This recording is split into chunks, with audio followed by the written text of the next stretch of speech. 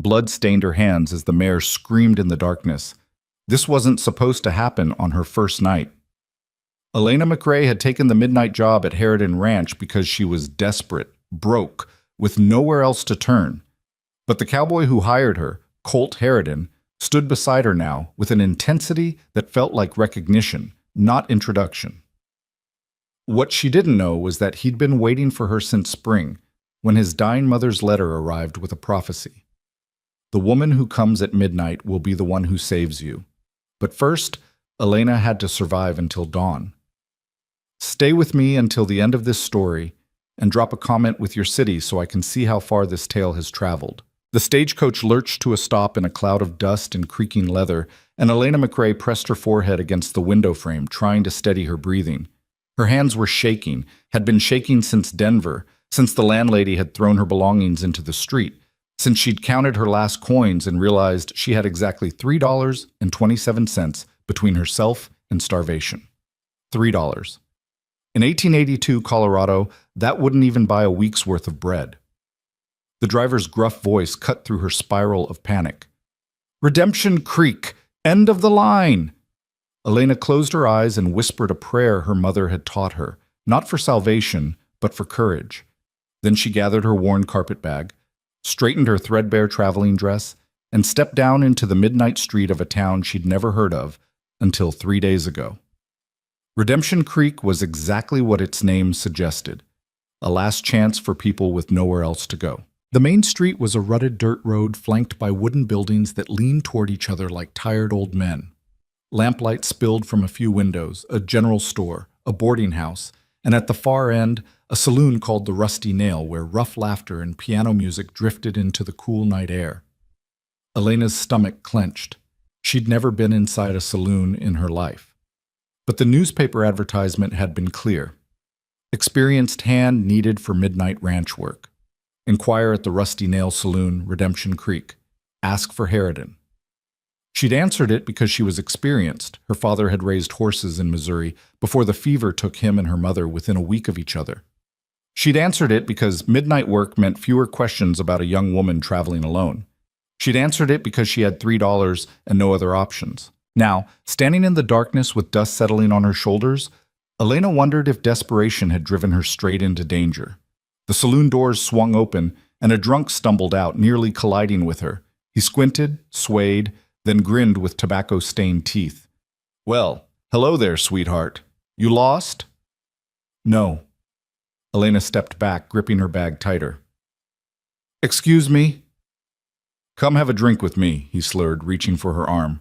"Pretty thing like you shouldn't be alone." The lady said no. The voice came from the saloon doorway, low, calm, and utterly unyielding. Elena looked up and felt something shift in her chest. The man standing in the lamplight was tall and lean, with broad shoulders and the kind of weathered face that came from years under the western sun. He wore dark trousers, a worn shirt rolled to his elbows, and a black hat that shadowed his eyes. But even in shadow, Elena could feel the weight of his gaze, steady, measuring, intense in a way that made her breath catch. The drunk fumbled backward. "Didn't mean nothing, Colt, just being friendly." "Go sleep it off, Jackson." The drunk muttered something under his breath and stumbled away down the street. The cowboy, Colt, watched until he disappeared around a corner, then turned his full attention to Elena. "You're here about the job." It wasn't a question. Elena lifted her chin, refusing to be intimidated even though her heart was hammering. "I am. The advertisement said to ask for Harridan." "That's me. Colt Harridan." He stepped closer, and Elena caught the scent of leather and wood smoke. "You're late. Advertisement said to arrive before midnight." Elena glanced at the church clock visible down the street. 11:45. "I'm early, actually." For the first time, something that might have been amusement flickered across his face. "Fair enough. You have experience with horses?" "I was raised with them. My father bred quarter horses in Missouri. I can handle foaling, training, basic veterinary care. I've delivered over 30 foals, dealt with breech births, colic, founder." She met his eyes directly. "I know what I'm doing, Mr. Harridan." He studied her for a long moment, and Elena had the strangest sensation that he was seeing something beyond her worn dress in desperate circumstances, something that satisfied him in a way she couldn't understand. "The job's overnight," he said finally. "Midnight to dawn, 6 nights a week. We've got 12 mares due to foal over the next month, and I need someone who can handle them without supervision. You'd sleep days, work nights, stay in the bunkhouse near the stables. Pay is $20 a month plus room and board." $20. Elena's knees nearly buckled with relief. That was enough to save, to rebuild, to survive. "Can you start tonight?" Colt asked. "Yes." "No questions about the work? About why it's midnight hours?" Elena met his gaze steadily. "I assume you want someone watching the mares when you can't. Makes sense during foaling season, and I'm not afraid of night work, Mr. Harridan." Something shifted in his expression. Approval, perhaps, or recognition. He nodded once. "Come inside. We'll sign the papers, then I'll take you out to the ranch." Elena followed him through the saloon doors, acutely aware of the sudden hush that fell over the room. Rough men in dusty clothes turned to stare, some with curiosity, others with barely concealed hunger. She kept her eyes forward, her spine straight, and walked directly to the table where Colt had settled with a whiskey bottle and 2 glasses. He poured amber liquid into both glasses but didn't drink. Instead, he pulled a folded paper from his vest pocket and smoothed it on the scarred wooden table. "Standard employment contract," he said. "Room, board, $20 a month paid at month's end. You're responsible for the overnight care of the horses, feeding, checking water, monitoring the pregnant mares, assisting with births when needed. You report any problems directly to me. You don't answer to anyone else on the ranch." Elena read the contract carefully, surprised by the clarity of the terms. Most ranch jobs for women came with unwritten expectations: cooking, cleaning, other duties as assigned. This was straightforward, horses only. "Why midnight to dawn?" she asked, because she needed to understand what she was walking into. "Most ranch work happens during daylight." Colt's jaw tightened slightly. "I've got 3 ranch hands who work days. Good men, but none of them know horses like they need to during foaling season. I've lost 2 foals in the past year because nobody caught the complications in time." He paused, his dark eyes holding hers. "I can't afford to lose more. And I can't be in the stables every night myself. I've got other responsibilities." It made sense. It was practical. And yet Elena couldn't shake the feeling that there was something else, something he wasn't saying. The way he watched her, it wasn't suspicion or doubt. It was almost like anticipation. "I'll do good work for you, Mr. Harridan," she said quietly, picking up the pen he'd offered. "You won't regret hiring me." "I know." The certainty in his voice startled her. She looked up, and for a moment their eyes locked. His dark and intense, hers wide and uncertain. Then she signed her name in careful script. Elena Marie McRae. Colt signed below her, his handwriting bold and sure. Then he stood, drained his whiskey in one swallow, and gestured toward the door. "Wagon's outside. It's a 40-minute ride to the ranch." Elena followed him into the cool night air, relieved to escape the saloon's oppressive atmosphere. A sturdy wagon waited in the street, hitched to 2 patient horses. Colt helped her up with a hand that was calloused and strong, then swung up beside her and took the reins. They rode in silence through the sleeping town and out into open country. The moon was 3/4 full, casting silver light across rolling hills and scattered pine trees. The air smelled of sage and distant rain, and despite her exhaustion, Elena felt something loosen in her chest, a tension she'd been carrying since her parents died, since she'd been alone. "Where are you from?" Colt asked after a while, his voice low enough not to startle the horses. "Missouri originally, more recently Denver, though that didn't work out." "Family?" "Gone. Both parents passed 2 years ago. Fever." She felt rather than saw his nod of understanding. "I'm sorry." "Thank you." Elena paused, then asked, "What about you? Is Harridan Ranch a family operation?" "It was. My father built it 30 years ago, cattle ranch originally, but he died last winter and I've been shifting toward horses. Better profit margin, less overhead." Colt's voice was matter-of-fact, but Elena heard the edge beneath it. "My brother Lucas helps run things. And we've got a housekeeper, Mrs. Chen, who's been with us since I was a boy. The hands I mentioned, Dutch, Briggs, and a kid named Timothy who's still learning. Sounds like a good operation. It will be. He glanced at her, and even in the moonlight she could see the intensity of his gaze. Once we get through this foaling season. The wagon crested a hill, and Elena caught her breath. Below them, nestled in a valley between rolling hills, was Harridan Ranch. The main house was a sprawling two-story structure with lamplight glowing in one downstairs window. Beyond it stood a massive barn, several corrals, and what looked like bunkhouses and storage sheds. Even in darkness, she could sense the careful organization, the pride of ownership. "It's beautiful," she said softly. Colt's expression softened almost imperceptibly. "It's home." He drove the wagon past the main house toward a small cabin near the stables. "That's where you'll stay," he said, pointing to a tidy structure with a porch and shuttered windows. "It's simple but clean. Mrs. Chen stocked it this afternoon. You'll find blankets, supplies, everything you need. The stables are just there." He gestured to the barn. "Mares are in the large stalls on the east side. Feed stored in the tack room. Fresh water in the pump outside." Elena climbed down from the wagon, her legs unsteady after the long journey. Colt lifted her carpet bag down with easy strength and set it on the cabin porch. "Get settled," he said. "I'll show you the stables in 20 minutes. "I can start now." 20 minutes, Miss McRae. You've been traveling all day. Take a moment." His voice was firm, but not unkind, and Elena realized he was right. She was swaying with exhaustion, running on fear and determination rather than strength. She nodded and watched as he led the wagon horses toward the barn. The cabin was indeed simple. One room with a narrow bed, a small stove, a table and chair, and hooks on the wall for hanging clothes. But it was clean, and the quilts on the bed looked warm, and there was a basin of fresh water waiting on the table. Elena washed her face and hands, changed into her work dress, a sturdy brown cotton that had seen better days but was still serviceable, and pinned her dark hair into a tight bun. She'd just finished when Colt knocked on the door frame. "Ready?" he asked. "Yes." The stables were warm and fragrant with hay and horse. Soft rustling and occasional snorts greeted them as they entered. Colt lit several lanterns hanging from posts, bathing the interior in golden light. 12 mares, he said, walking her down the central aisle.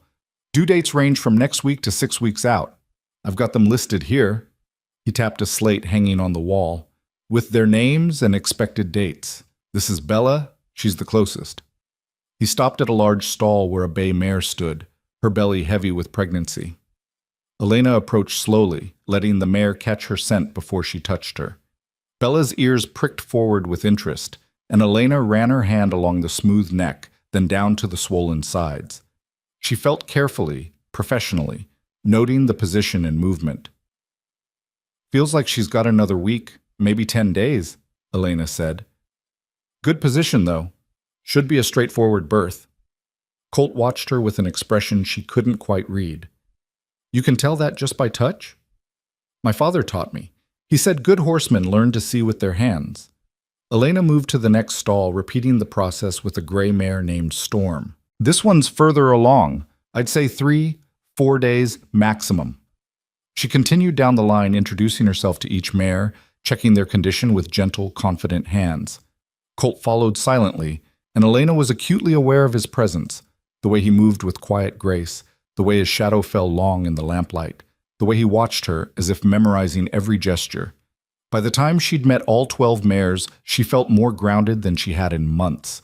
This was work she understood, animals she could help. This was purpose. "They're beautiful horses," she said, turning to face Colt. "Well cared for. You've done good work with them." "Thank you." He leaned against a post, his hat pushed back slightly. "Your father taught you well, Miss McRae." "He taught me everything he knew. I just wish—" Elena's throat tightened. "I wish I could have saved him the way I can save these horses." Colt was quiet for a moment. Then very gently he said, "Fever's different. That's not something skill can fix." "I know. But knowing doesn't make it easier." "No," he agreed. "It doesn't." They stood in the warm silence of the stable, surrounded by drowsy horses and the smell of hay. Elena felt something shift between them, an understanding, perhaps, or a shared grief. Whatever it was, it made her feel less alone. The night routine is simple, Colt said finally, his voice returning to business. Check on each mare every 2 hours. Make sure they have water and hay. If anyone shows signs of labor, pacing, tail raising, lying down repeatedly, you stay with her. There's a bell outside the stable. He pointed to a large brass bell mounted near the door. If there's trouble you can't handle, ring it. I'll hear it from the house. You sleep that lightly? A shadow crossed his face. I don't sleep much anyway. Before Elena could respond, he continued. Mrs. Chen will leave meals for you in the kitchen. That's the small building next to the main house. Help yourself whenever you're hungry. And if you need anything, supplies or repairs, just let me know. Mr. Harridan, Elena said carefully, why did you hire me without checking references? Without even asking where I learned my skills beyond what I told you? He met her eyes directly. Because I believe in reading people, Miss McRae. And when I look at you, I see someone who knows horses, who won't quit when things get hard, and who needs this job as much as I need someone I can trust in these stables. He paused. Am I wrong? No, Elena admitted softly. You're not wrong. Then we'll do fine together. He pushed away from the post and settled his hat more firmly. I'll leave you to it. Dawn's at 6. I'll come check in before you finish your shift. He was halfway to the door when Elena called out, Mr. Harridan? He turned back. Thank you for taking a chance on me. Colt's expression softened in a way that transformed his entire face. Suddenly, he looked younger, less burdened, almost hopeful. You're welcome, Elena.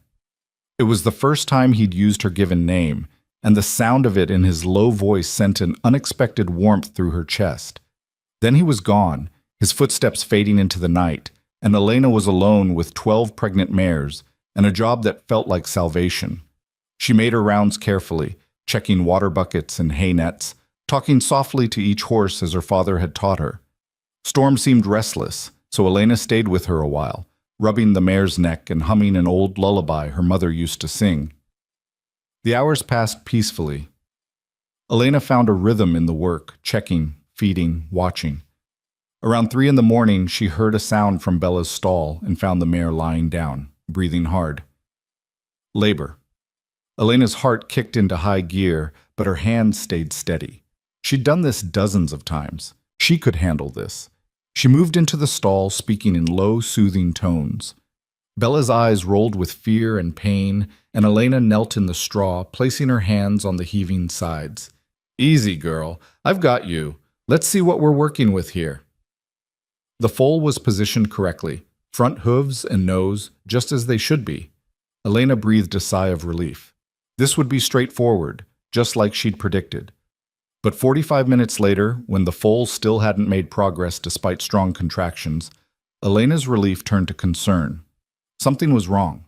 The mare was pushing hard, but the foal wasn't moving. She needed help. Elena ran to the stable door and rang the bell, 3 sharp peals that cut through the night silence. Then she rushed back to Bella, whose breathing was becoming labored. Colt appeared in the doorway less than 3 minutes later, his shirt unbuttoned and his hair disheveled, but his eyes sharp and focused. What's wrong? Bella's in labor, but the foal's stuck. Position looks good, but she's been pushing for 45 minutes with no progress. I think... Elena swallowed hard. I think the foal might be too large. Colt was beside her in an instant, his hands joining hers on the mare's belly. How long has she been down? 50 minutes total. We need to help her. Colt's voice was calm, controlled. Can you reach in and assess? Elena nodded, rolling up her sleeves. This was the critical moment, the moment that would prove whether she truly deserved this job or had been lying about her experience. She washed her hands in the clean water bucket Colt brought her, then carefully, gently, reached inside the laboring mare. Her fingers found the foal's legs, traced upward to the head. Everything was positioned correctly, but the shoulders were broad, too broad for the birth canal. The foal was alive. She could feel the heartbeat, but if they didn't act quickly, both mother and baby would die. It's shoulder dystocia, Elena said, her voice steady despite the fear coursing through her. The foal's too big. We need to rotate it. Can you do it? Elena met Colt's eyes across the laboring mare. In them, she saw not doubt but trust, complete unwavering trust that she knew what she was doing. "Yes," she said, "but I need you to keep Bella calm." What followed was the longest, most terrifying hour of Elena's life. With Colt murmuring steadily to Bella, stroking her neck and keeping her still, Elena worked with patient, careful hands to rotate the foal inside the birth canal. It was delicate, agonizing work. One wrong move could injure the foal or tear the mare internally. Sweat dripped into Elena's eyes. Her arms ached. The mare groaned with each contraction, and Elena could feel the animal's strength fading. "Come on," she whispered. "Just a little more. Come on, baby. Help me out here." And then, suddenly, miraculously, she felt the shift. The shoulders rotated, the foal's body aligned, and with the next contraction, the tiny hooves emerged further. "She's coming!" Elena gasped. "Colt, she's coming!" Two more contractions, and the foal slid into Elena's waiting hands, a perfect filly, dark and wet and gasping her first breaths. Elena cleared the foal's airway with shaking hands, rubbing the small body vigorously until the filly's breathing steadied. Behind them, Bella lifted her head, whinnying softly. "You did it," Colt said, his voice rough with emotion. "Elena, you did it." Elena looked up at him, and in the lamplight she saw something in his expression that made her breath catch. Admiration, yes, but also something deeper, something that looked almost like reverence. "We did it," she corrected, too exhausted to process the way he was looking at her. "You kept Bella calm. That was just as important." Colt helped her to her feet, his hands strong and steady on her arms.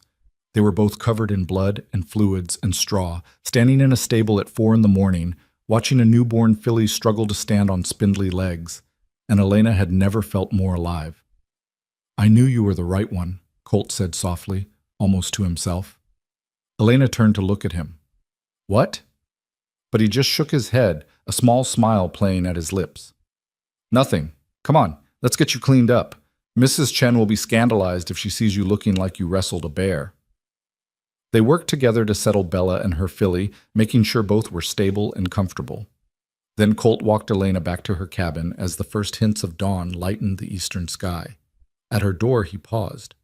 "You saved them both tonight. That mare and foal would have died without your skill."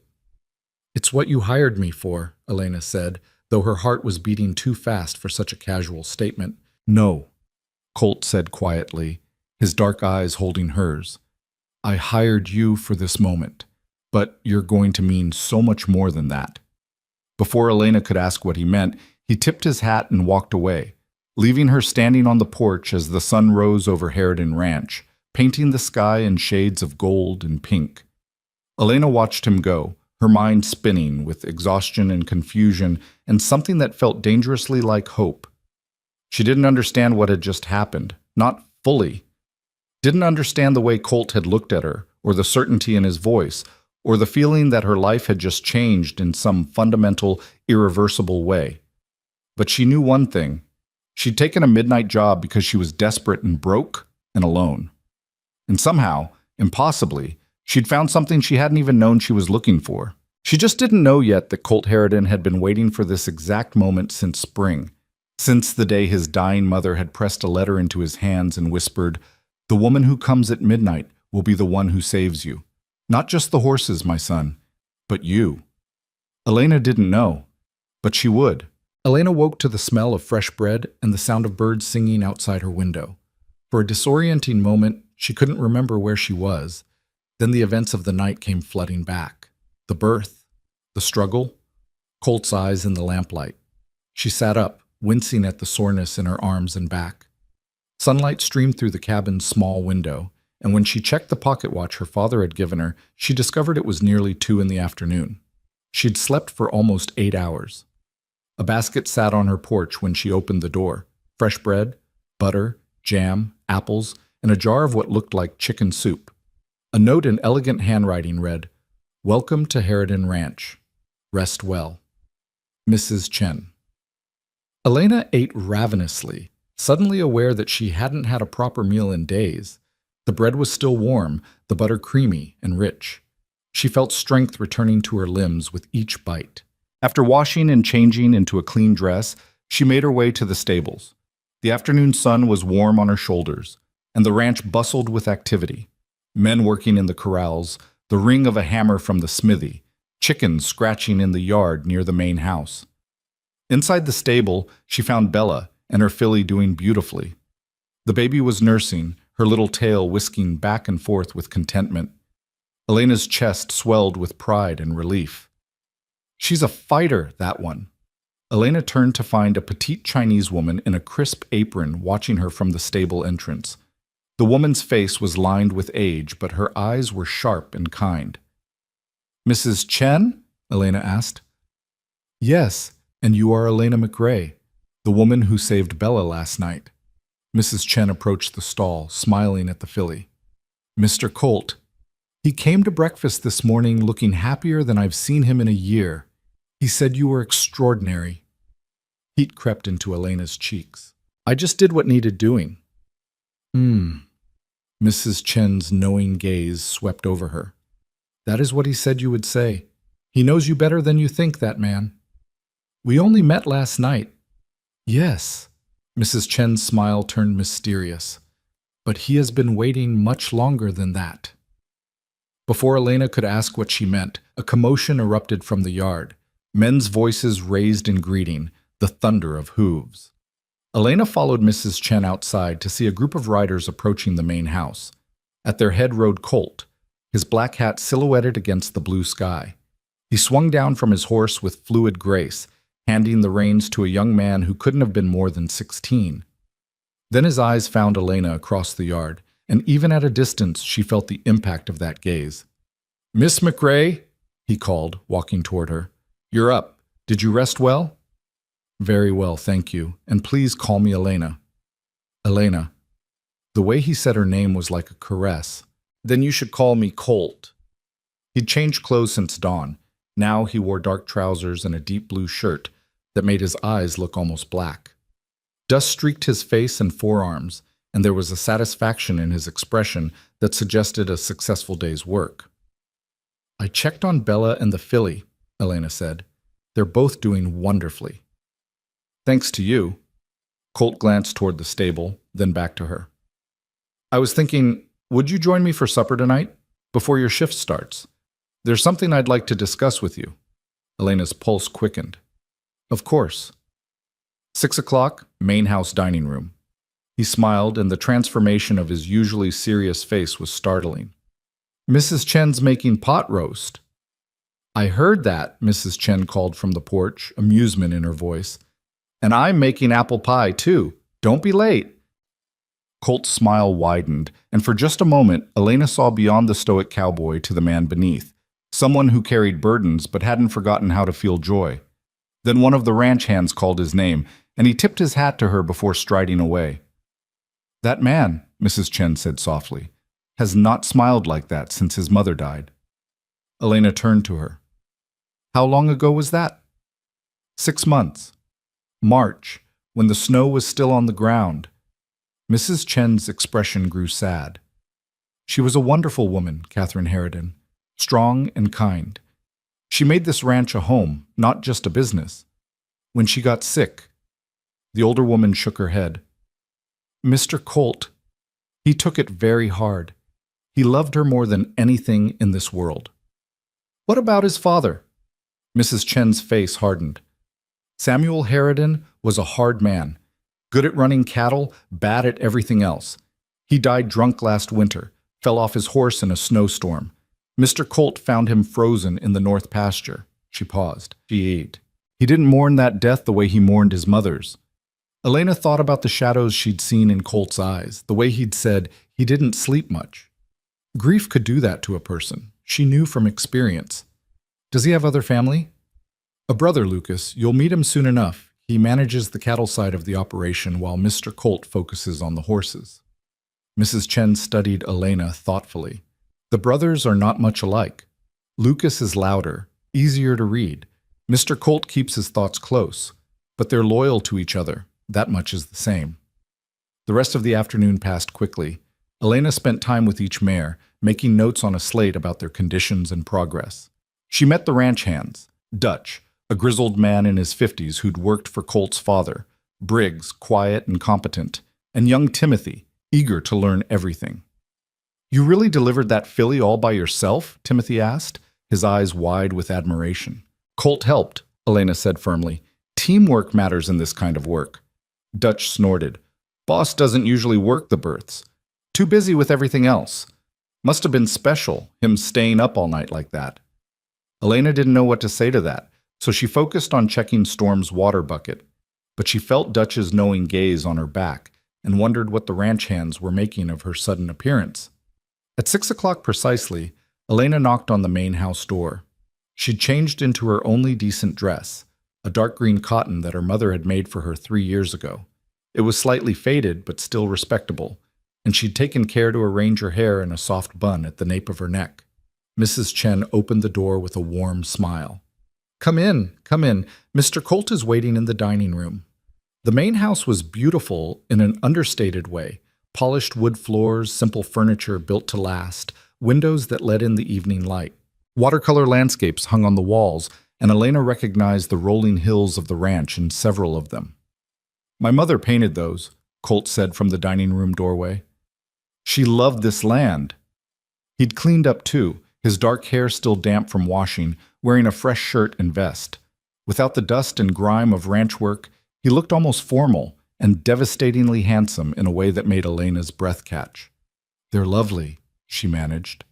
The dining room table was set for two, with simple china and wildflowers in a glass jar as a centerpiece.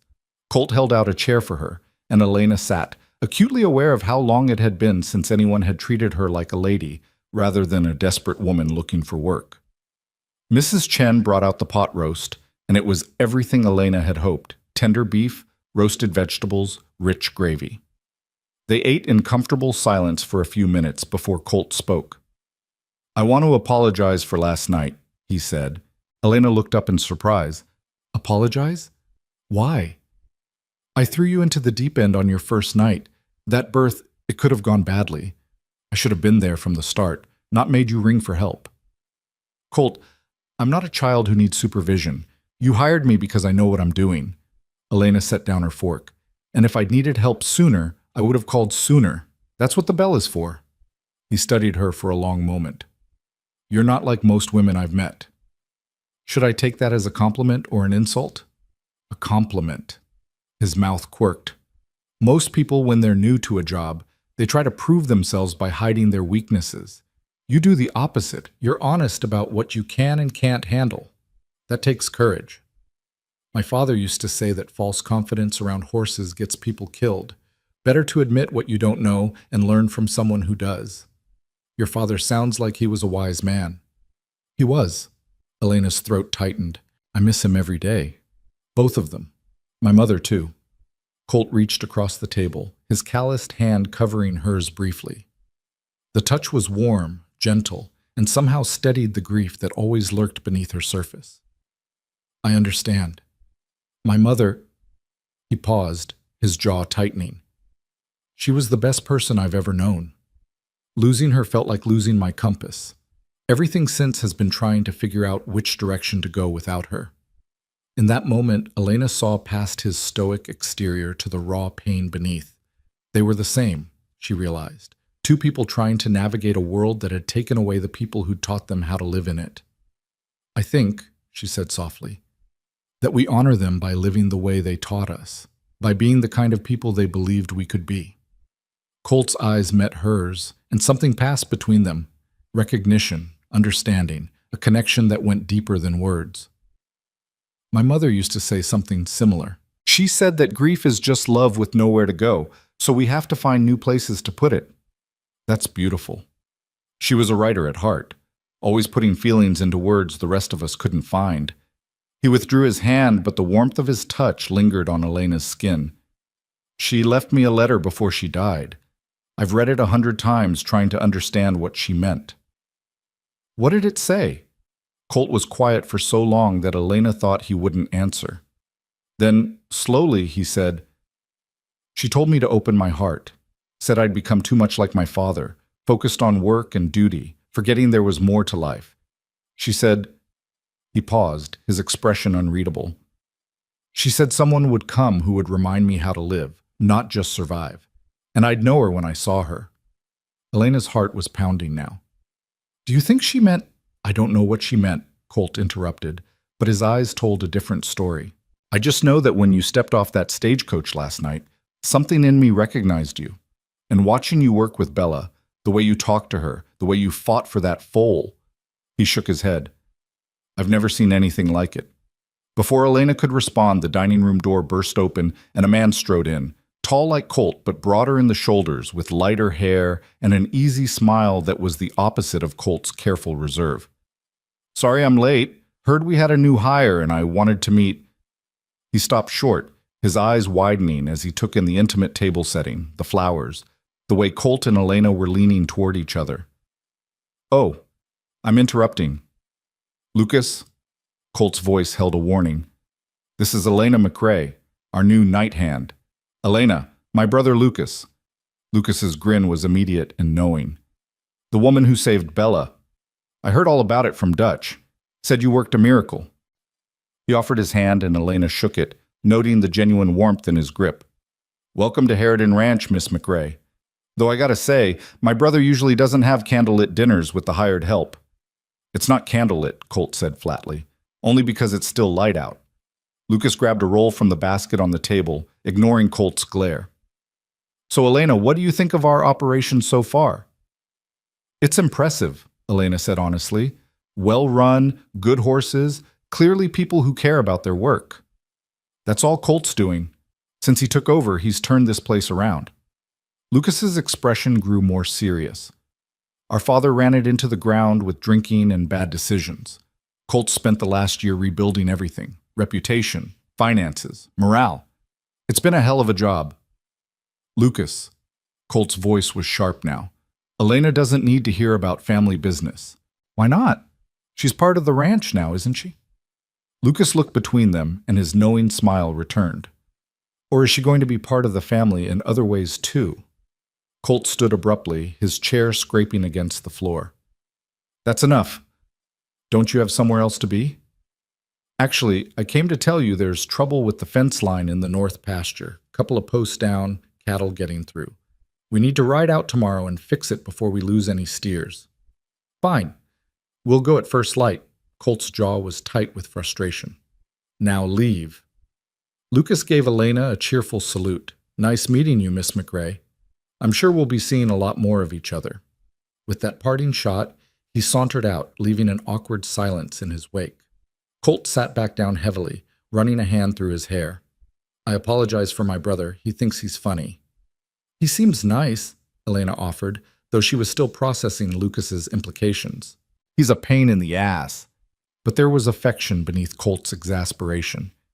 He means well, but he doesn't know when to shut his mouth.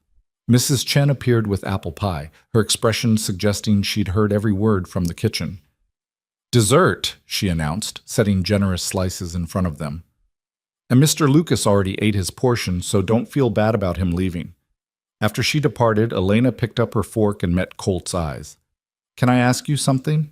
Anything. Why did you really invite me to dinner tonight? You said there was something you wanted to discuss. Colt was silent for a moment, his fingers tracing the edge of his plate. I wanted to make sure you were settling in all right, that you had everything you needed.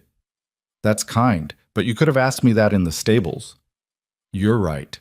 He looked up, and the intensity in his dark eyes made Elena's breath catch. Truth is, I wanted to spend time with you away from work. To talk like people, not just employer and employee. Is that all right? Elena's heart hammered against her ribs. Yes. That's all right. They finished dessert in a silence that felt charged with possibility, with things unsaid but deeply felt. When Elena stood to leave, Colt walked her to the door. Thank you for dinner, she said, and for the conversation. It's been a long time since I talked to someone about anything that mattered. Me too. Colt reached out, his hand hovering near her cheek before falling back to his side, as if he'd caught himself about to cross a line. Good luck tonight. Though I doubt you'll need it. Elena walked back to her cabin in the gathering dusk, her mind whirling. She changed into her work clothes and headed to the stables, where the familiar routine of checking on the mares helped settle her racing thoughts. But she couldn't stop thinking about the way Colt had looked at her across the dinner table. The way his mother's letter had predicted someone would come who would teach him to live again. The way Lucas had smiled like he knew a secret. The night passed peacefully. Elena made her rounds, talking softly to the horses, checking water and hay, monitoring the pregnant mares for any signs of distress.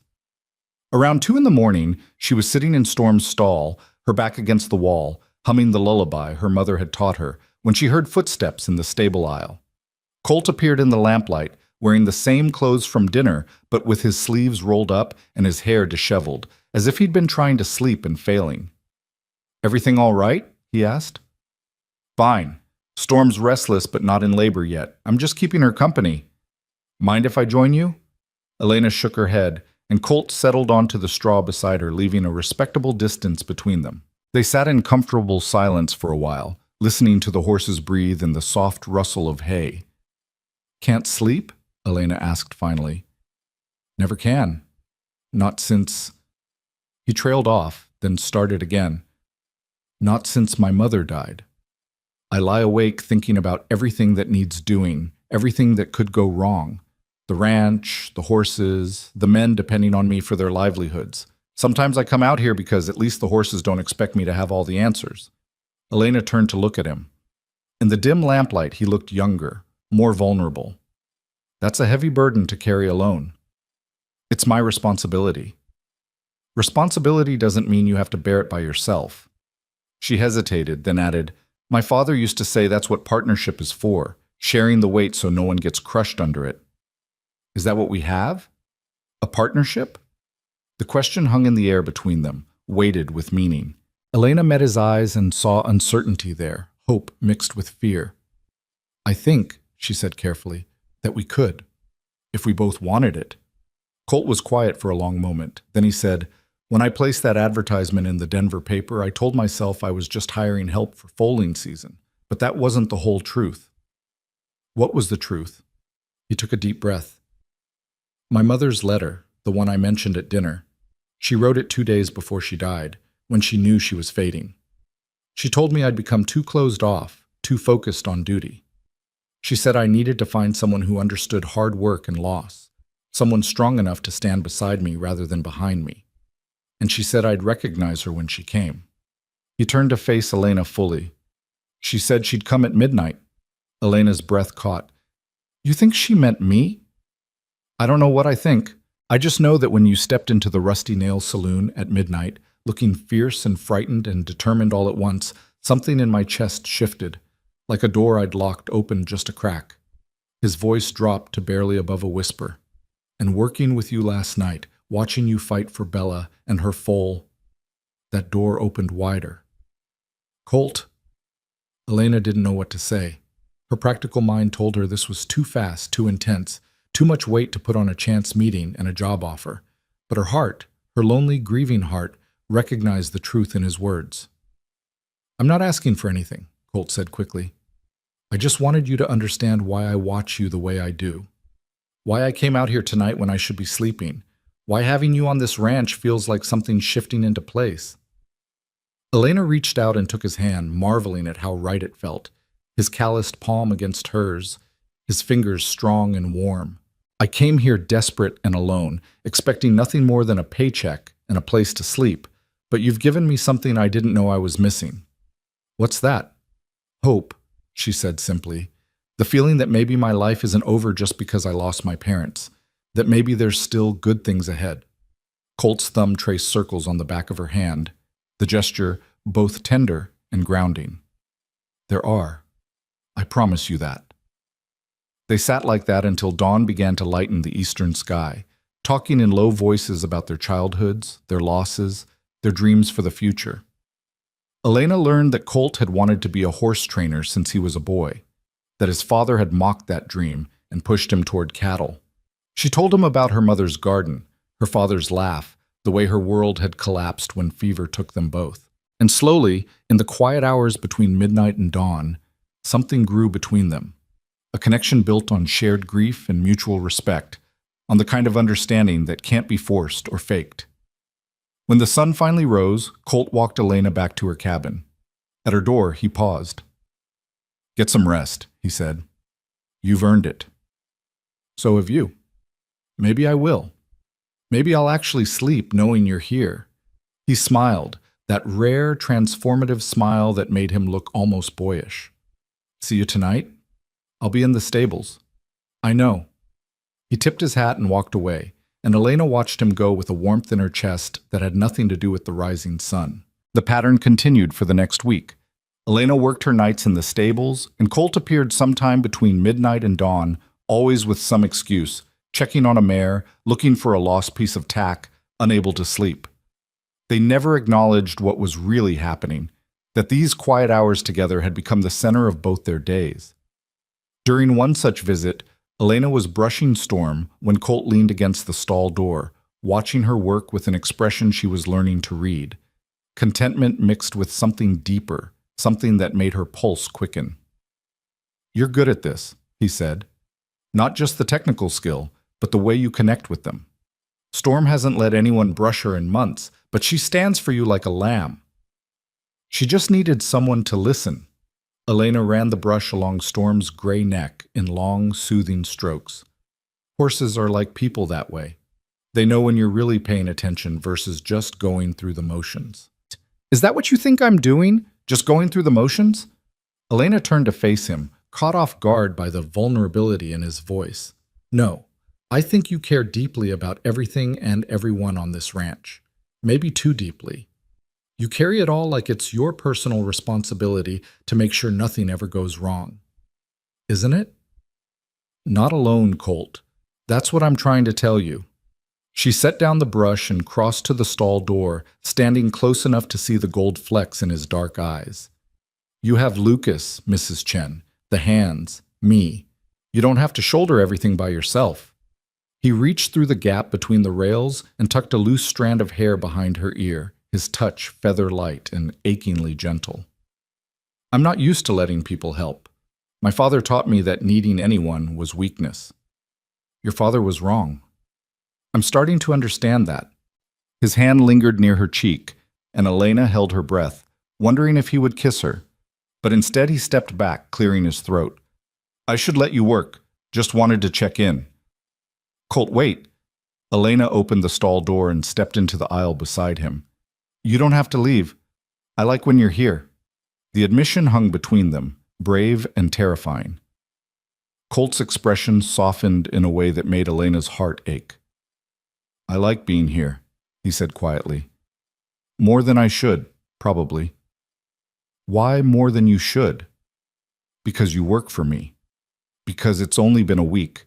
Because I don't want to pressure you or make you uncomfortable, or... Elena stepped closer, cutting off his words. You're not pressuring me, and I'm not uncomfortable. She searched for the right word. I'm hopeful. Is that all right? More than all right. Colt's hand found hers, their fingers intertwining naturally. I just don't want to rush this. Whatever this is. Then we won't rush. Elena squeezed his hand. We'll just let it be what it is, one night at a time. They stood like that in the lamplight, holding hands in a stable at 3 a.m. while the horses dozed around them, and Elena thought that she'd never felt safer or more seen in her entire life. The peaceful rhythm shattered on Elena's 9th night at Harridan Ranch. She was making her midnight rounds when she heard sounds from outside, horses whinnying in alarm, men's voices shouting. Elena ran to the stable door and saw 3 riders approaching in the darkness, moving fast toward the corral where Colt kept his prized breeding stallion. Rustlers. Elena's heart hammered as she watched the men work quickly to cut the corral gate. She reached for the bell to raise the alarm, but before she could ring it, she heard a sound behind her, bootsteps in the dirt. Don't move, pretty lady. A hand clamped over her mouth, and Elena was yanked backward against a hard chest. She fought, kicking and clawing, but the man was too strong. His breath reeked of whiskey as he laughed in her ear. Boss said there might be someone in the stables. Didn't mention she'd be a little spitfire. Elena bit down hard on his palm. The man yelped and loosened his grip just enough for her to break free. She lunged for the bell and rang it 3 times, the sound cutting through the night like a scream. The rustler grabbed her again, spinning her around, his fist raised. Elena braced for the blow, but it never came. A dark shape tackled the man from the side, and they both went down in a tangle of limbs and curses. Colt. He fought with a fury Elena had never seen, his fists connecting with brutal efficiency. The rustler tried to fight back, but Colt was faster, stronger, driven by a rage that seemed to come from somewhere deep and primal. "Touch her again, and I'll kill you," Colt snarled, his forearm pressed against the man's throat. "Do you understand me?" The rustler gurgled something that might have been agreement. Colt hauled him up and shoved him toward where Dutch and Briggs were rounding up the other two would-be thieves, their rifles trained on the intruders. Then Colt turned to Elena, and the rage drained from his face, replaced by concern so raw it made her chest tighten. "Are you hurt? Did he—" "I'm fine," Elena managed, though she was shaking. "He grabbed me, but I got away. I'm fine." Colt pulled her into his arms without hesitation, holding her tight against his chest. Elena could feel his heart racing, could hear the rough edge to his breathing. "When I saw him touch you, He broke off, his arms tightening around her. "I've never been that scared in my life." Elena wrapped her arms around his waist, letting herself be held, letting herself feel safe. "You got here in time. I'm all right." Lucas appeared with more ranch hands, and Colt reluctantly released Elena to help secure the rustlers. They tied the three men up and loaded them into a wagon to take to the sheriff in Redemption Creek. "You did good, Miss Elena," Dutch said gruffly, nodding with approval. "Quick thinking with that bell. Could have been a lot worse if they'd gotten away with Thunder." Thunder was Colt's prized stallion, worth more than all the other horses combined. Elena hadn't even thought about the financial loss. She'd just reacted, trying to protect what belonged to the ranch. After the rustlers were hauled away and the excitement died down, Colt insisted on walking Elena to her cabin despite her protests that she was perfectly capable of walking alone. "Humor me," he said, his voice still edged with tension. "I need to know you're safe." At her door he paused, his hands curling into fists at his sides as if he was fighting the urge to reach for her again. In the moonlight, Elena could see a bruise forming on his cheekbone and a split in his lower lip. "You're hurt," she said, stepping closer. "Come inside. Let me clean that." "It's nothing." "Colt Harridan, don't make me argue with you when we both know I'm going to win." Elena opened the door and gestured inside. "Sit down." A smile tugged at his injured lip. "Yes, ma'am." Inside the cabin, Elena lit the lamp and poured water into her wash basin. She dampened a clean cloth and turned to find Colt sitting at her small table, watching her with an intensity that made her hands tremble slightly. "This might sting," she warned, gently dabbing at the cut on his lip. Colt didn't flinch. His eyes never left her face as she worked, cleaning the wound with careful attention. When she moved to the bruise on his cheek, he caught her wrist gently. "Elena." She looked down at him, her heart in her throat. "Yes?" "When I saw that man grab you, when I thought he might hurt you," Colt's voice was rough with emotion. "I realized something. This isn't just about my mother's letter or some prophecy. This is about you, who you are, how you make me feel, how I haven't felt this alive, this present, since before she died." Elena set down the cloth with shaking hands. "Colt, I'm falling for you." The words came out fierce and certain. "I know it's too soon. I know it's complicated, but I can't pretend anymore that these midnight visits are just about checking on horses. I come to the stables because that's where you are, because an hour with you is worth more than a full night's sleep." Elena's breath caught. Every practical instinct told her to be cautious, to protect herself, to remember that she'd only known this man for 9 days. But her heart, her lonely, grieving heart that had started to heal in his presence, knew a different truth. "I'm falling for you too," she whispered, "and it terrifies me because I've lost everyone I've ever loved. I don't know if I can survive that kind of loss again." Colt stood, his hands framing her face with infinite gentleness. "I can't promise that loss will never come. Life doesn't work that way. But I can promise that whatever time we have, I will cherish you, protect you, stand beside you as an equal, not above or below. That's the only kind of partnership I want." Tears pricked Elena's eyes. "That's what I want too." He leaned down slowly, giving her time to pull away. But Elena rose to meet him, and when their lips touched, it felt like coming home. The kiss was gentle, reverent, full of unspoken promises. When they finally broke apart, Colt rested his forehead against hers. "I should go," he murmured, "before I forget every gentlemanly intention I have." Elena smiled against his cheek. "You're already more of a gentleman than any man I've ever met." "That's because you inspire it." He pressed a soft kiss to her forehead, then forced himself to step back. "Get some rest, Elena. I'll see you tomorrow night." "You mean tonight? It's already tomorrow." "Smart and beautiful. I'm a lucky man." With one last lingering look, he left, and Elena sank onto her bed, touching her lips and marveling at how much her life had changed in just over a week. The next few days passed in a haze of work and stolen moments. Colt no longer pretended his nightly visits were about ranch business. He simply appeared in the stables around midnight, and they talked while Elena made her rounds. Sometimes they sat together in companionable silence. Sometimes they shared stories about their pasts. And sometimes, more and more often, Colt would pull her into his arms and kiss her until they were both breathless. Lucas noticed, of course. One afternoon when Elena was leaving the kitchen with her supper basket, he fell into step beside her. "So you and my brother," he said conversationally, "that's really happening." Elena felt heat creep into her cheeks. "Is that a problem?" "Are you kidding? It's the best thing that's happened to him in years." Lucas's grin was genuine. "I haven't seen Colt this happy since before Ma got sick. Hell, maybe even before that. Our father did a number on him, made him think emotions were weakness. But with you, he's different, lighter. He's an extraordinary man." "He is. He's also stubborn as hell and tends to take on too much responsibility." Lucas's expression grew more serious. "He needs someone who'll call him on his bullshit and won't let him carry the world alone. I think that's you." "I hope so," Elena said quietly, "because he's become very important to me, very quickly." "Good. Just—" Lucas paused, choosing his words carefully. "Be patient with him. He's not used to letting people in, and he's definitely not used to being happy. Sometimes he'll pull back, try to protect himself. Don't let him." "I won't," Elena promised. "Thank you, Lucas." "Don't thank me yet. Wait until you meet him at his most impossible." Lucas's grin returned. "Which you'll probably see tonight, since Storm's been showing signs." Colt gets tense when births are imminent. Lucas was right.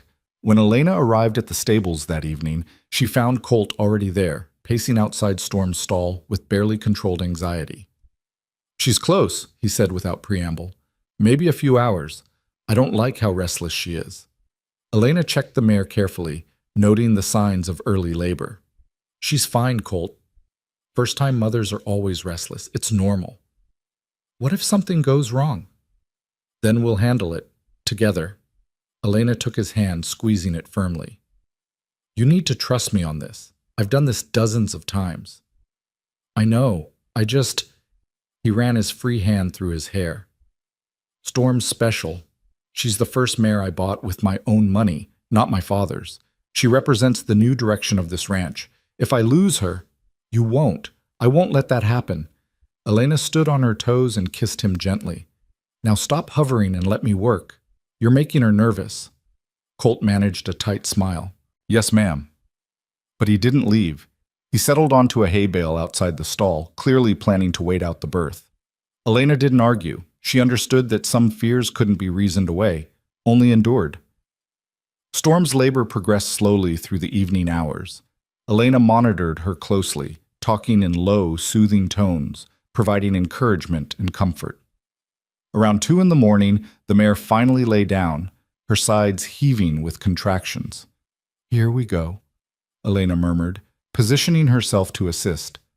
The first sign that something was wrong came when she saw hooves emerging, but not in the right position. Instead of 2 front hooves pointing forward with the nose between them, she saw what looked like hind hooves. Breech birth. Elena's stomach dropped. Breech births were dangerous, often fatal if not handled correctly. The foal could suffocate, the mare could hemorrhage. Everything depended on speed and skill. "Colt!" she called, keeping her voice calm despite the ice flooding her veins. "I need you." He was beside her in an instant. "What's wrong?" Breach presentation, the foal's coming backward. Elena met his eyes, saw her own fear reflected there. I need to try to turn it, but if I can't, we'll have to pull it as is.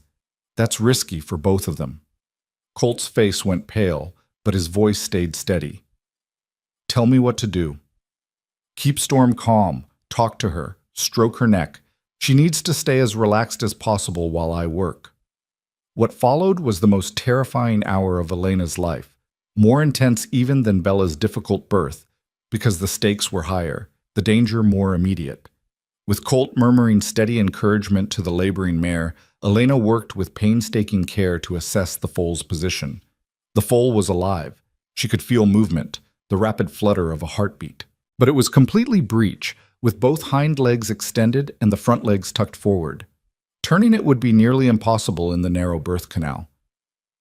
I can't turn it, Elena said, her voice tight with fear.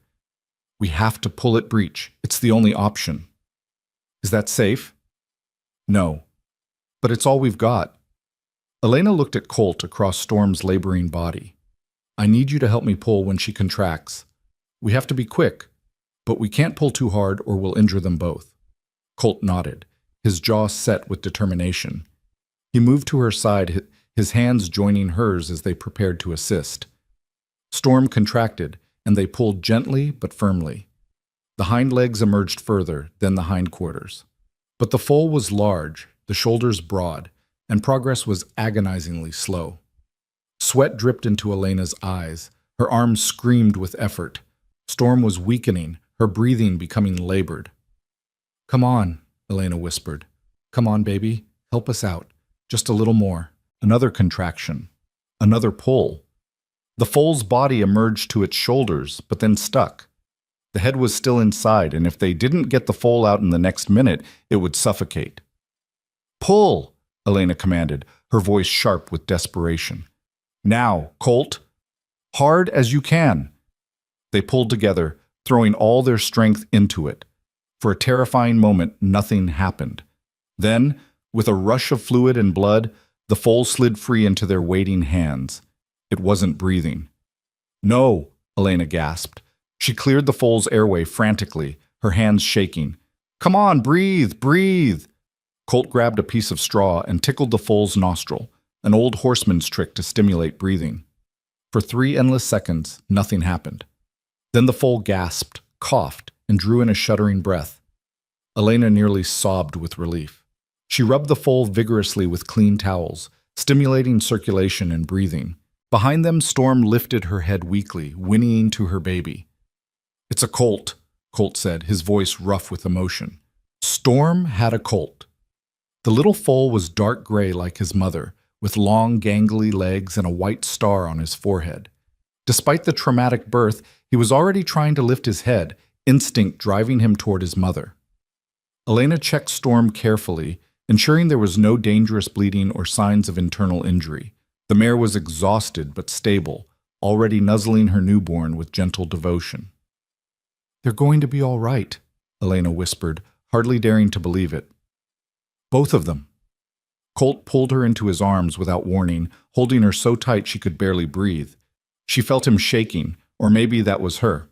They'd just lived through a nightmare and somehow come out the other side with 2 lives saved. You did it, he said into her hair. Elena, you saved them both. We did it. I couldn't have pulled him out alone.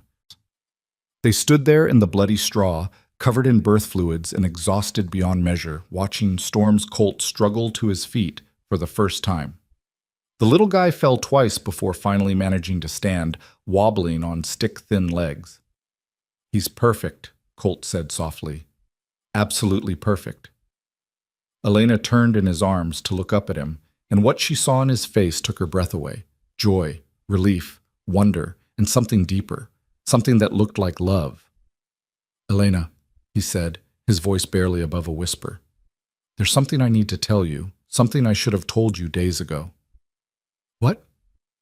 That advertisement I placed in Denver. I didn't just put it in one paper. I put it in 12 different newspapers across Colorado and Wyoming. Do you know how many people responded? Elena shook her head mutely. Over 40. Men, women, experienced hands from all over. I interviewed 3 of them before you. Turn them all down. Colt's hands came up to frame her face, his touch infinitely gentle despite the roughness of his calloused palms.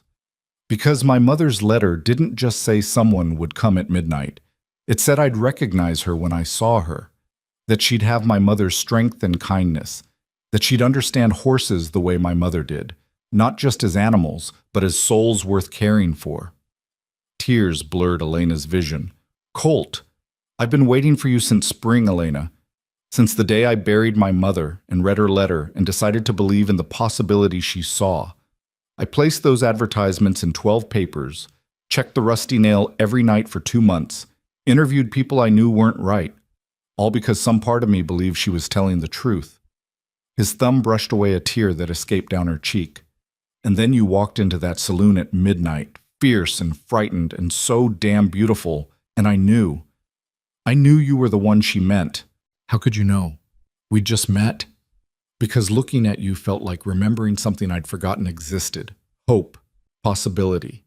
The feeling that maybe I could build something more than my father's legacy of bitterness and mistakes. Colt leaned down, his forehead touching hers. I'm in love with you, Elena McRae. I know it's fast, I know it's crazy, but it's true, and I needed you to know before... Elena cut him off with a kiss, pouring everything she felt into it, gratitude and wonder and a love so fierce it terrified her. When they finally broke apart, both breathing hard, she whispered against his lips, I love you too. I think I started falling the moment you stood up for me outside the saloon, and I kept falling every night you came to the stables, every conversation we had, every time you looked at me like I was someone precious rather than just hired help. She pulled back enough to meet his eyes. I love you, Colt Harridan, and that scares me to death, because you've lost people before. Because everyone I've ever loved has left me, my parents, my old life, everything. Loving you means risking that pain again. Colt's expression was achingly tender. I can't promise I'll live forever. Nobody can. But I can promise that whatever time we have, I will love you with everything I am. I will never leave you by choice. And I will build a life with you that's worthy of the risk you're taking. He paused, then added with a slight smile, Besides, you're not getting rid of me now. You saved my favorite mare and her colt. You're stuck with me.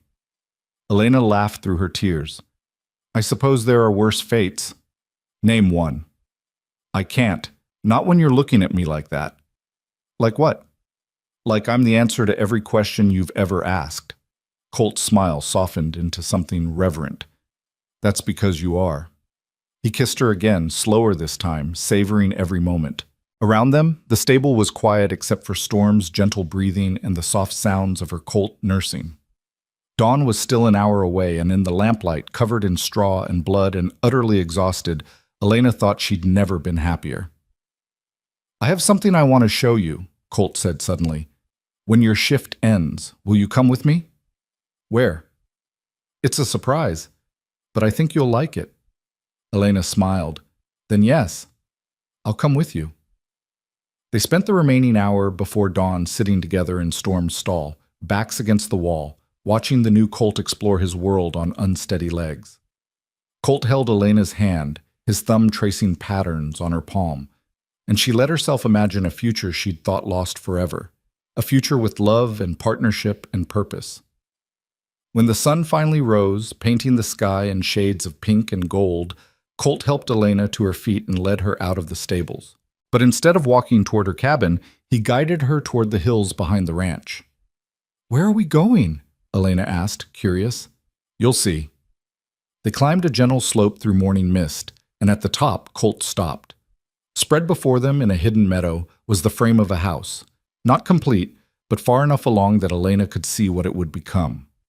A beautiful home with large windows facing the sunrise, a wide porch, space for a family. I started building this last spring, Colt said quietly, after my mother died. She always said the main ranch house was my father's, built to his specifications and his temperament. She said when I was ready, I should build my own place. Something that represented who I wanted to be, not who he was. Elena walked through the skeletal frame, touching the fresh-cut wood, imagining walls and windows and a life lived within. It's beautiful. It's going to be our home. Yours and mine. Colt came to stand behind her, his arms wrapping around her waist. If you'll have it, if you'll have me.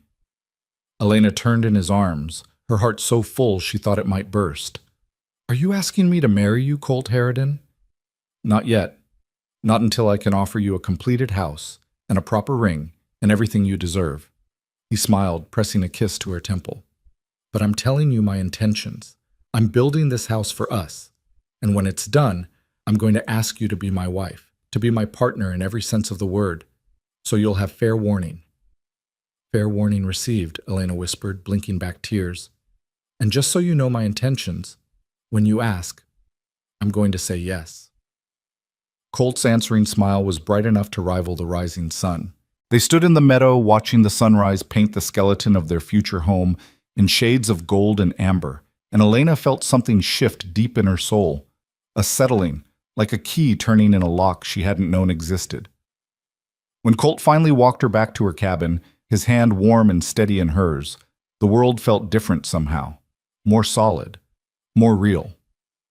Get some sleep, he murmured at her door, kissing her softly. Tonight I want to take you somewhere. Another surprise? A proper date, actually, if you'll agree to it. His smile was almost shy, an expression that looked endearing on his usually serious face. There's a dance in town tonight, the Harvest Festival. I'd like to take you if you're willing to be seen on my arm in public. Elena's heart swelled. I'd be honored. 7 o'clock then. I'll pick you up. He kissed her once more, lingering this time before forcing himself to step back. Sleep well, Elena. She watched him walk away, and only when he disappeared around the barn did she finally go inside.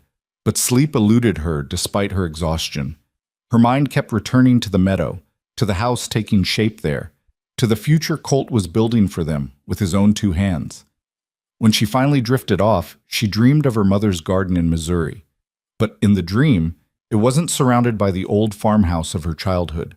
It was nestled beside a new home with wide windows and a porch where children played, and Colt stood in the doorway smiling at her with an expression of such love it made her chest ache. She woke in the early afternoon to find a dress box on her porch with a note in Mrs. Chen's elegant script. Every woman deserves something beautiful to wear when a good man asks her to dance. This belonged to Catherine. She would have wanted you to have it.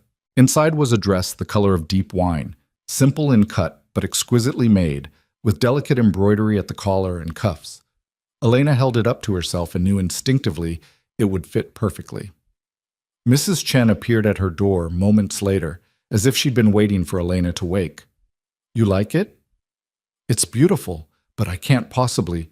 Yes, you can. Mrs. Catherine, she would be happy knowing it goes to someone Mr. Colt loves. The older woman's eyes crinkled with warmth. That dress, she wore it the night Mr. Samuel proposed to her, back before the drinking and the bitterness. She kept it all these years, said someday her son would need it for someone special.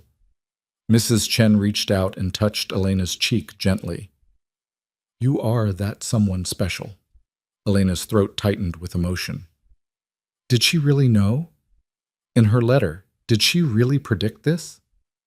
Mrs. Catherine, she had a gift for seeing what others could not. She knew her son was becoming hard like his father, knew he needed someone strong enough to match him, but gentle enough to soften him. Mrs. Chen smiled. She described you perfectly in that letter, you know. Said you would come at midnight, would understand horses like she did, would have known loss and come through it stronger. She said you would teach Mr. Colt to live again, not just survive. How could she possibly know all that? A mother knows her child's heart, sometimes better than the child knows it himself. Mrs. Chen patted Elena's hand. Now come. I will help you with your hair. By the time 7 o'clock arrived, Elena was transformed. The wine-colored dress fit as if it had been made for her, the rich fabric bringing out the warmth in her skin. Mrs. Chen had arranged her dark hair in an elegant, upswept style, with a few soft curls framing her face.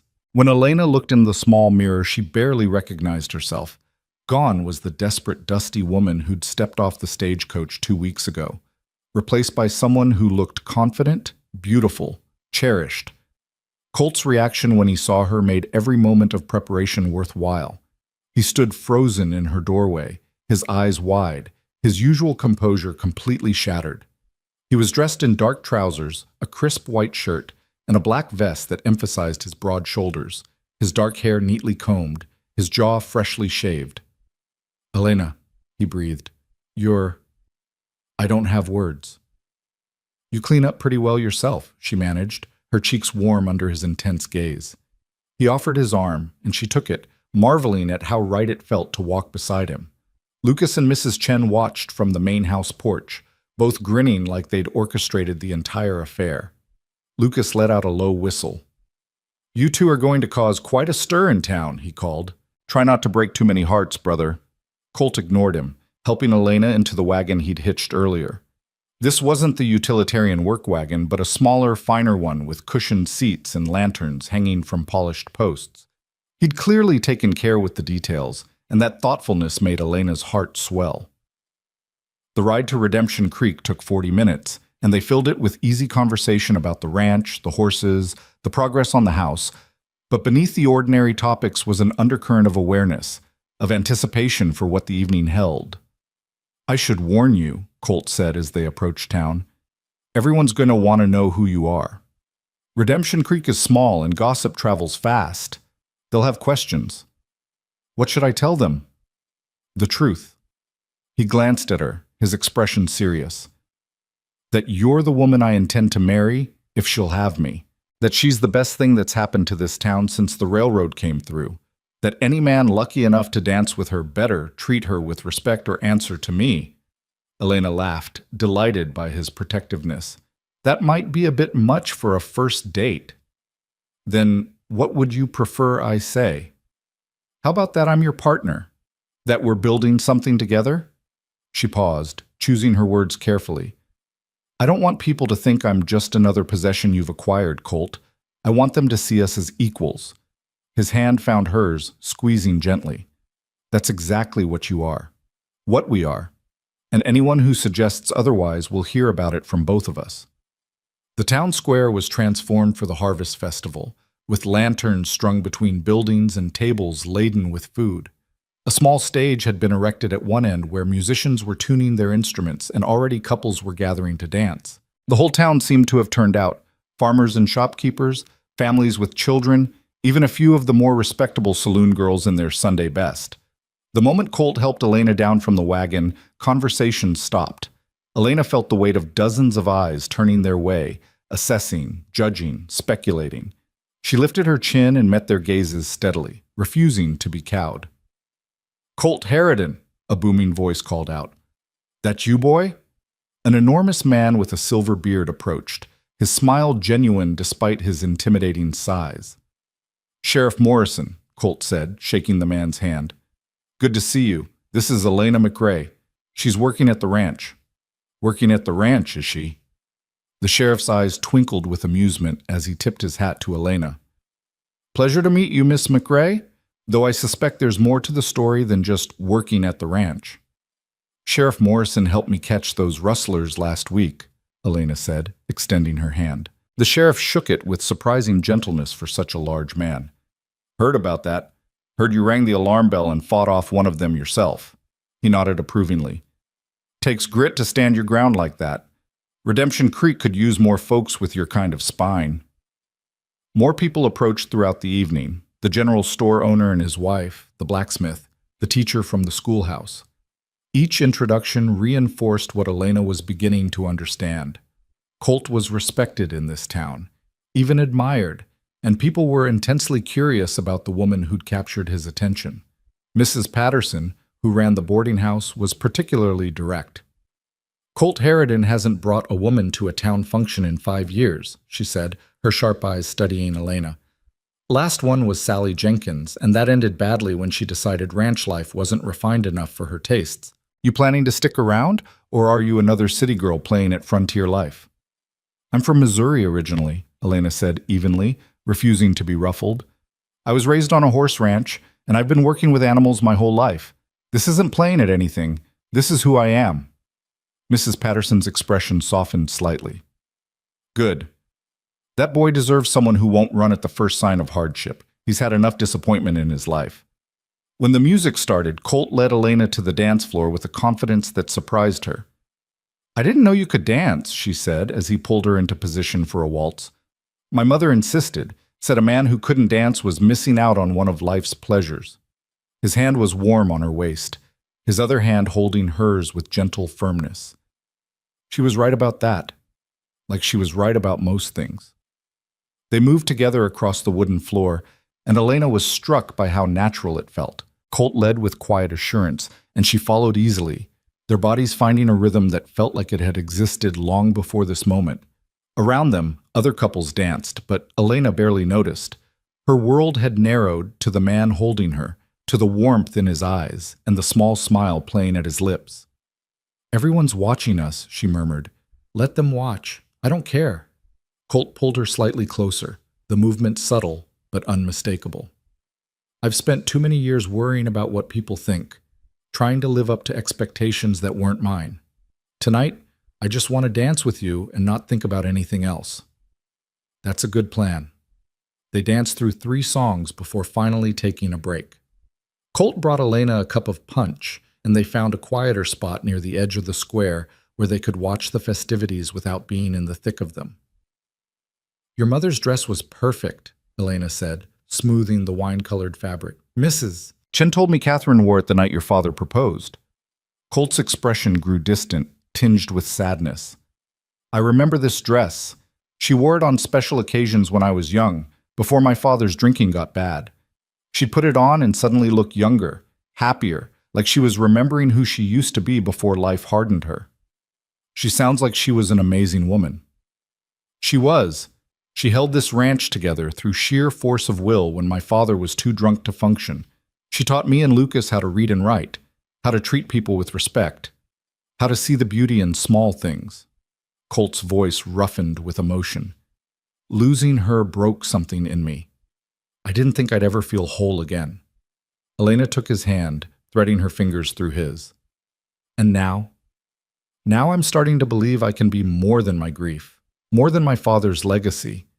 He looked at her, and the vulnerability in his expression made her breath catch. "You make me want to be the man my mother believed I could be." "You already are that man, Colt. You just needed to see it yourself." Before he could respond, Lucas appeared with a pretty blonde woman on his arm. "There you are, brother. I've been looking all over. Elena, this is Sarah Morrison, the sheriff's daughter. Sarah, this is the remarkable Elena McRae, who's got my brother tied in knots." Sarah laughed, swatting Lucas's arm playfully. "Don't embarrass them. It's nice to meet you, Elena. Lucas has been singing your praises all week, says you saved one of their best mares." "2 mares, actually," Lucas corrected. "Bella and Storm, both difficult births, both successful thanks to Elena's skill." His pride was evident and genuine. "My brother finally did something smart and hired someone who actually knows what they're doing."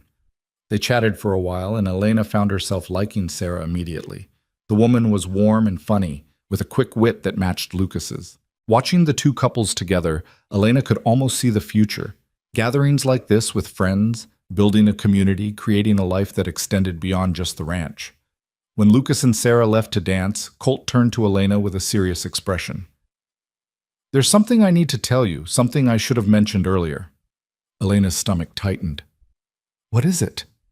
"The house in the meadow. I'm not building it alone. I've hired craftsmen from Denver, good ones, because I want it done right, done quickly." He paused, his dark eyes holding hers. "I know we've only known each other 2 weeks, and I know that's not enough time by conventional standards. But I also know what I feel, and I know what I want. I want to finish that house and make you my wife before winter comes."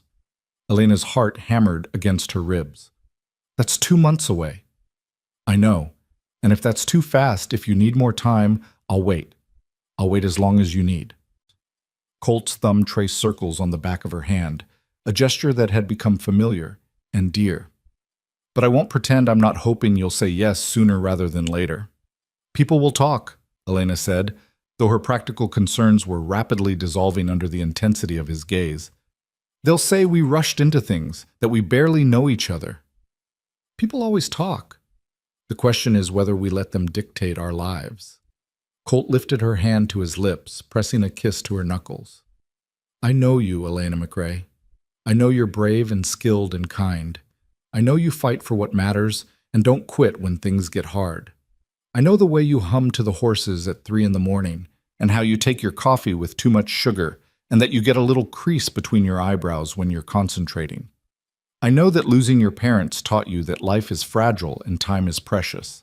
So tell me, what else do I need to know that would change how I feel about you? Elena blinked back tears, overwhelmed by the truth of his words. Nothing, she whispered. There's nothing that would change it because I feel the same way. I know you carry too much responsibility and don't sleep enough. I know you're trying to build something better than what your father left you. I know you loved your mother deeply and that her loss still aches. I know you're gentle with animals and fierce in protecting what's yours. And I know that when you look at me, I feel seen in a way I never have before. Then marry me. The words came out raw and urgent. Not someday when the house is finished and I have a proper ring and everything's perfect. Marry me now, tomorrow, this week. Let's build that life together instead of waiting for the right moment that might never come. Colt, I know it's crazy. I know it's too fast. But my mother's last words to me were, don't waste time on fear when you could be spending it on love. And she was right, Elena. She was right about you coming, right about recognizing you, right about everything. So why would she be wrong about this? Elena looked at the man before her, the strong, wounded, hopeful man who'd been waiting for her since spring without even knowing her name. She thought about her parents, about how her father had proposed to her mother after knowing her for 3 weeks, and they'd had 25 happy years together. She thought about how life could end without warning, how waiting for perfect could mean missing out on good. Yes, she said, the word coming out certain and clear. Yes, I'll marry you. Not tomorrow, because that's too fast even for us. But soon, before the first snow. The joy that transformed Colt's face was worth every moment of uncertainty, every practical concern she was setting aside. He pulled her into his arms right there in the town square, kissing her with a passion that made several nearby matrons gasp and titter. When they finally broke apart, both breathing hard, Elena laughed at the scandalized expressions around them. I think we just confirmed every piece of gossip they've been whispering. Good. Let them know exactly how I feel about you. Colt kept his arm around her waist, pulling her close against his side. Let the whole town know that Elena McRae is going to be my wife. And any man who thinks that gives him the right to disrespect her will answer to me. You're very protective. Only of the people I love. He pressed a kiss to her temple. And there's only one of those right now, so you're getting the full force of it. They stayed at the festival until the musicians packed up their instruments and the lanterns began to burn low. On the ride back to the ranch, Elena leaned against Colt's shoulder, exhausted but happy in a way she hadn't thought possible 2 weeks ago. When should we tell Lucas and Mrs. Chen? She asked. Tomorrow. Tonight, I just want it to be ours. Colt's arm tightened around her. Though I suspect Mrs. Chen already knows. That woman has an uncanny ability to know everything before anyone tells her. He was right. When they arrived back at the ranch near midnight, Mrs. Chen was waiting on the main house porch despite the late hour. She took one look at their faces and smiled. So, when is the wedding? Colt laughed, the sound rich and genuine. How did you— Never mind. I don't want to know. He helped Elena down from the wagon, then turned to Mrs. Chen. Before the first snow. We haven't set an exact date yet. Good. That gives me time to prepare properly. Mrs. Catherine, she would have wanted a beautiful celebration. Mrs. Chen's eyes grew misty. She would have been so happy to see this day.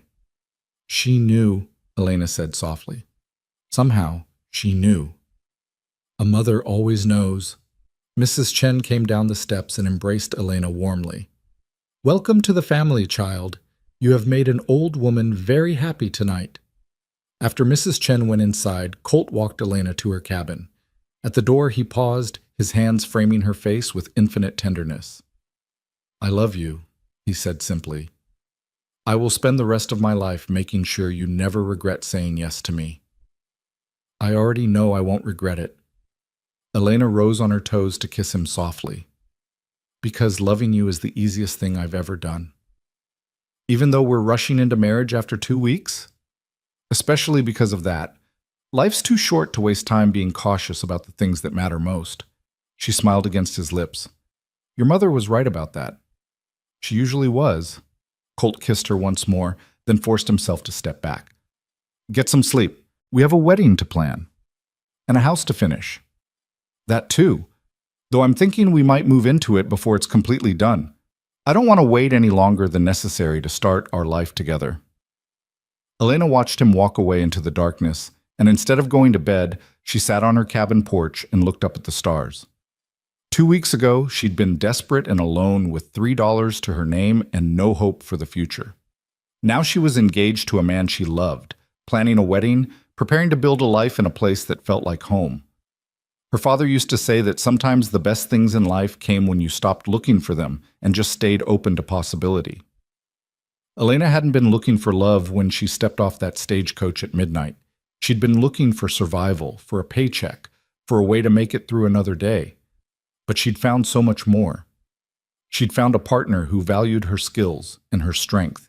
She'd found a man who saw her as an equal, who wanted to build something together rather than expecting her to fit into something already built. She'd found a place where her work mattered, where she could use the skills her father had taught her to make a real difference. Most of all, she'd found hope, the kind of hope that made the future look bright instead of terrifying, that made her believe good things were still possible even after loss. The stable bell rang softly in the distance, not an alarm, just the wind moving it. Elena smiled, remembering the night she'd rung it desperately for help with Bella's birth, the night Colt had come running and they'd worked together to save a life. That had been the beginning of this, really, the moment when partnership had started to become something more. She went inside and changed into her work clothes, ready to start her shift. The mares needed checking, Storm's colt needed monitoring, and there was always work to be done on a ranch. But now every task felt different. Now she wasn't just working for wages, she was working to build something permanent, something that would last.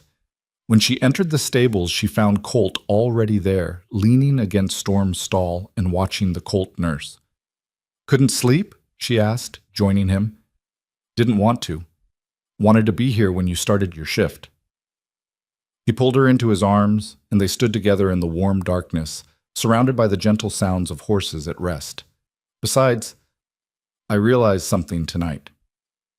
What's that? These midnight hours with you, they're my favorite part of every day. The quiet, the work, the way you talk to the horses like they understand every word, the way you look in lamplight with straw in your hair. He pressed a kiss to the top of her head. I don't want to give that up just because we're getting married. I want to keep working beside you, keep sharing these quiet hours. Elena's heart swelled with love for this man who understood that she didn't want to be rescued from work but included in it, who saw partnership as working together rather than division of labor along traditional lines. Then we will, she promised. We'll work together during foaling season, and we'll build that house together, and we'll make decisions together. Equal partners in everything. Everything, Colt agreed, though I reserve the right to be overprotective sometimes. And I reserve the right to call you on it when you go too far. Fair enough. He smiled, that rare, beautiful smile that transformed his whole face. Come on, let's check on the rest of the mares. We have 11 more to get through foaling season, and I have a feeling it's going to be a busy few weeks. They made the rounds together, checking each mare with practiced efficiency, their movements synchronized from working together night after night. When they reached Bella's stall, they found her dozing peacefully with her now sturdy filly nestled beside her. Hard to believe that was only 2 weeks ago, Elena mused. That terrifying birth, not knowing if either of them would survive. You saved them. Just like you saved Storm and her colt. Just like you're going to save every foal that needs you this season. Colt's voice was full of quiet confidence. You're extraordinary at what you do, Elena. I hope you know that. I'm good at my work because my father taught me well, but I'm better at it now because I have you as a partner. She leaned into his warmth. Everything's better with you. They spent the rest of the night working side by side, talking softly about wedding plans and the house and the future stretching before them. As dawn approached and the sky began to lighten, Colt pulled Elena outside to watch the sunrise from the stable yard. Look, he said, pointing to the meadow where their house stood. In the early morning light, the frame looked almost complete, the shape of their future clearly visible against the pink-streaked sky. Another few weeks and we can move in, start our life together properly. Elena wrapped her arms around his waist, resting her head against his chest and listening to the steady beat of his heart. Our life together started the night I stepped off that stagecoach and you hired me on the spot without checking my references. Everything since has just been learning how good it could be. Then imagine how good it's going to get when we have a lifetime ahead of us. As the sun rose over Harridan Ranch, painting everything in gold, Elena closed her eyes and let herself imagine exactly that. A lifetime of sunrises with this man, of working together and building together and growing old together. It was a future she'd thought lost forever when her parents died, a hope she'd given up on during those desperate months in Denver. But hope, it turned out, had been waiting for her all along, waiting in a midnight job at a cowboy's ranch, in a man who'd been searching for her since spring, in a future being built one board at a time in a meadow where wildflowers grew. The weeks that followed were a blur of activity and anticipation. Elena continued her midnight shifts in the stables while Colt threw himself into finishing the house with an urgency that made Lucas shake his head in amused exasperation. The craftsmen from Denver worked from dawn until dusk, and often Colt joined them after his ranch duties were done, hammering and sawing by lamplight until Elena physically dragged him away to rest. "You're going to collapse before the wedding if you keep this up," she scolded one night, finding him in the meadow at 2 a.m, still working on window frames. "I want it perfect for you." Colt's shirt was soaked with sweat despite the cool autumn air, his hands blistered from hours of work. "I want you to walk into a finished home, not a construction site." Elena took the hammer from his hands and set it aside. "Colt Harridan, listen to me. I don't need perfect. I need you healthy and whole on our wedding day. The house will get done whether you kill yourself over it or not. But no buts. Come back to the ranch with me. You can work on it tomorrow in daylight, like a sensible person." She softened her tone, cupping his face in her hands. "I appreciate what you're doing. I love that you want to give me something beautiful. But the most beautiful thing you can give me is yourself, and that requires you actually taking care of your body." Colt leaned into her touch, exhaustion evident in every line of his face. "I just want everything to be right. Want to prove I can build something good, something that lasts." "You already are. Every day with you proves that." Elena kissed him gently. "Now come on. Mrs. Chen left pot roast and you haven't eaten since breakfast." He let her lead him back to the main house, and they ate together in the warm kitchen while Mrs. Chen fussed over both of them, muttering in Cantonese about foolish men who didn't know when to rest. After eating, Elena walked Colt to his room and kissed him goodnight at the door. "Sleep," she commanded. "That's an order from your future wife." "Yes, ma'am." Colt smiled tiredly. "You're going to be trouble once we're married, aren't you?" "Absolutely. Someone has to keep you from working yourself to death." She kissed him once more. "I love you. Now sleep." The next morning, Elena woke to find a note slipped under her cabin door. In Colt's bold handwriting, it read, "You were right. I slept 8 hours and feel almost human again. Thank you for taking care of me. I promise to be more sensible. Meet me in the meadow after your shift. I have something to show you." See. When Elena climbed to the meadow that evening, she gasped. The house was nearly complete. The roof was on, the windows installed, and someone had built a porch that wrapped around the front and side. It looked like a real home now, not just a promise of one. Colt emerged from the front door, wiping his hands on his trousers. "What do you think?" "It's beautiful." Elena walked up the porch steps, running her hand along the smooth railing. "When did all this happen?" "The crew worked a double shift yesterday and today. I paid them extra to push through." He took her hand, pulling her inside. "Come see." The interior took Elena's breath away. The main room was spacious and light-filled, with large windows facing both sunrise and sunset.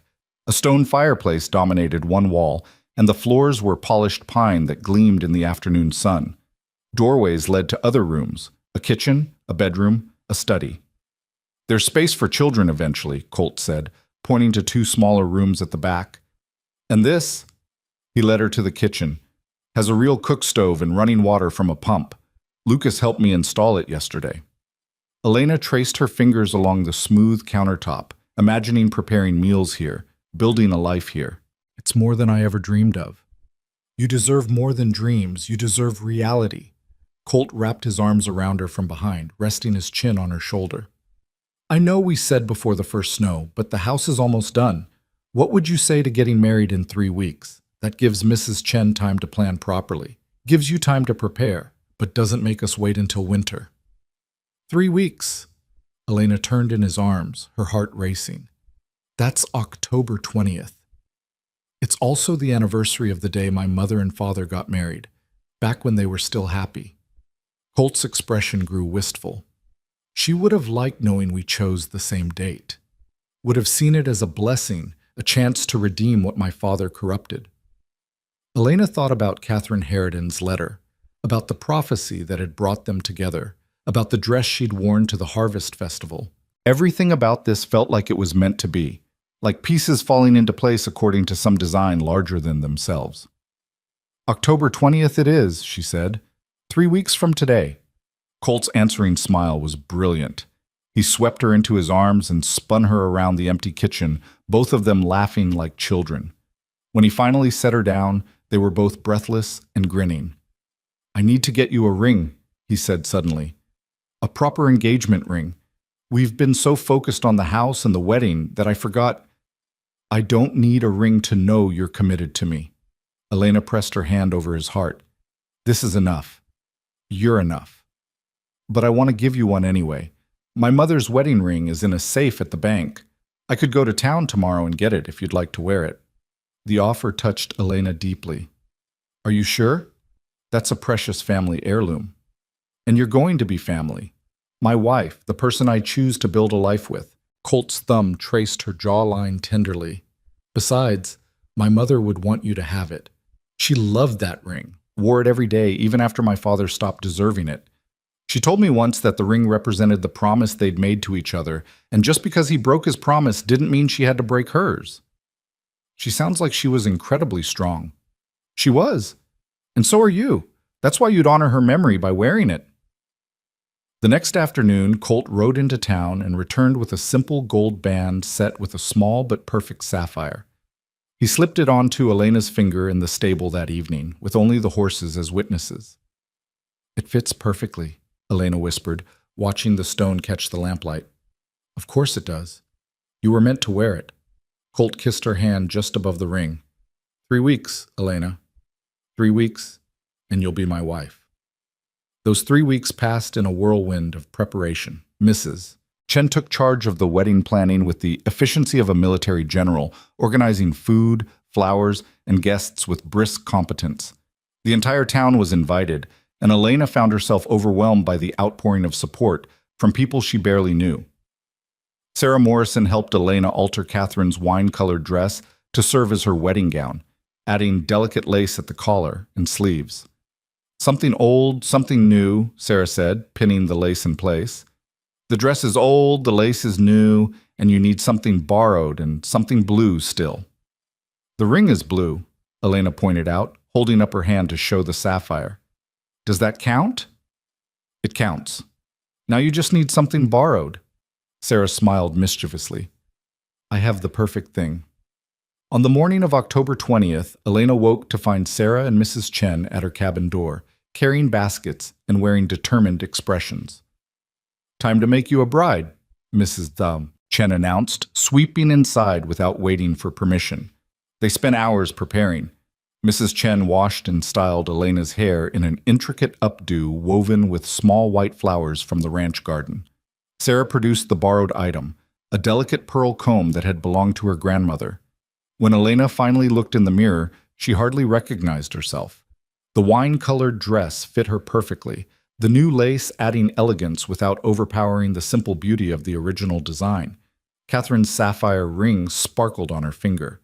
The pearl comb gleamed in her dark hair. She looked like someone who belonged in this life, in this place, with this man.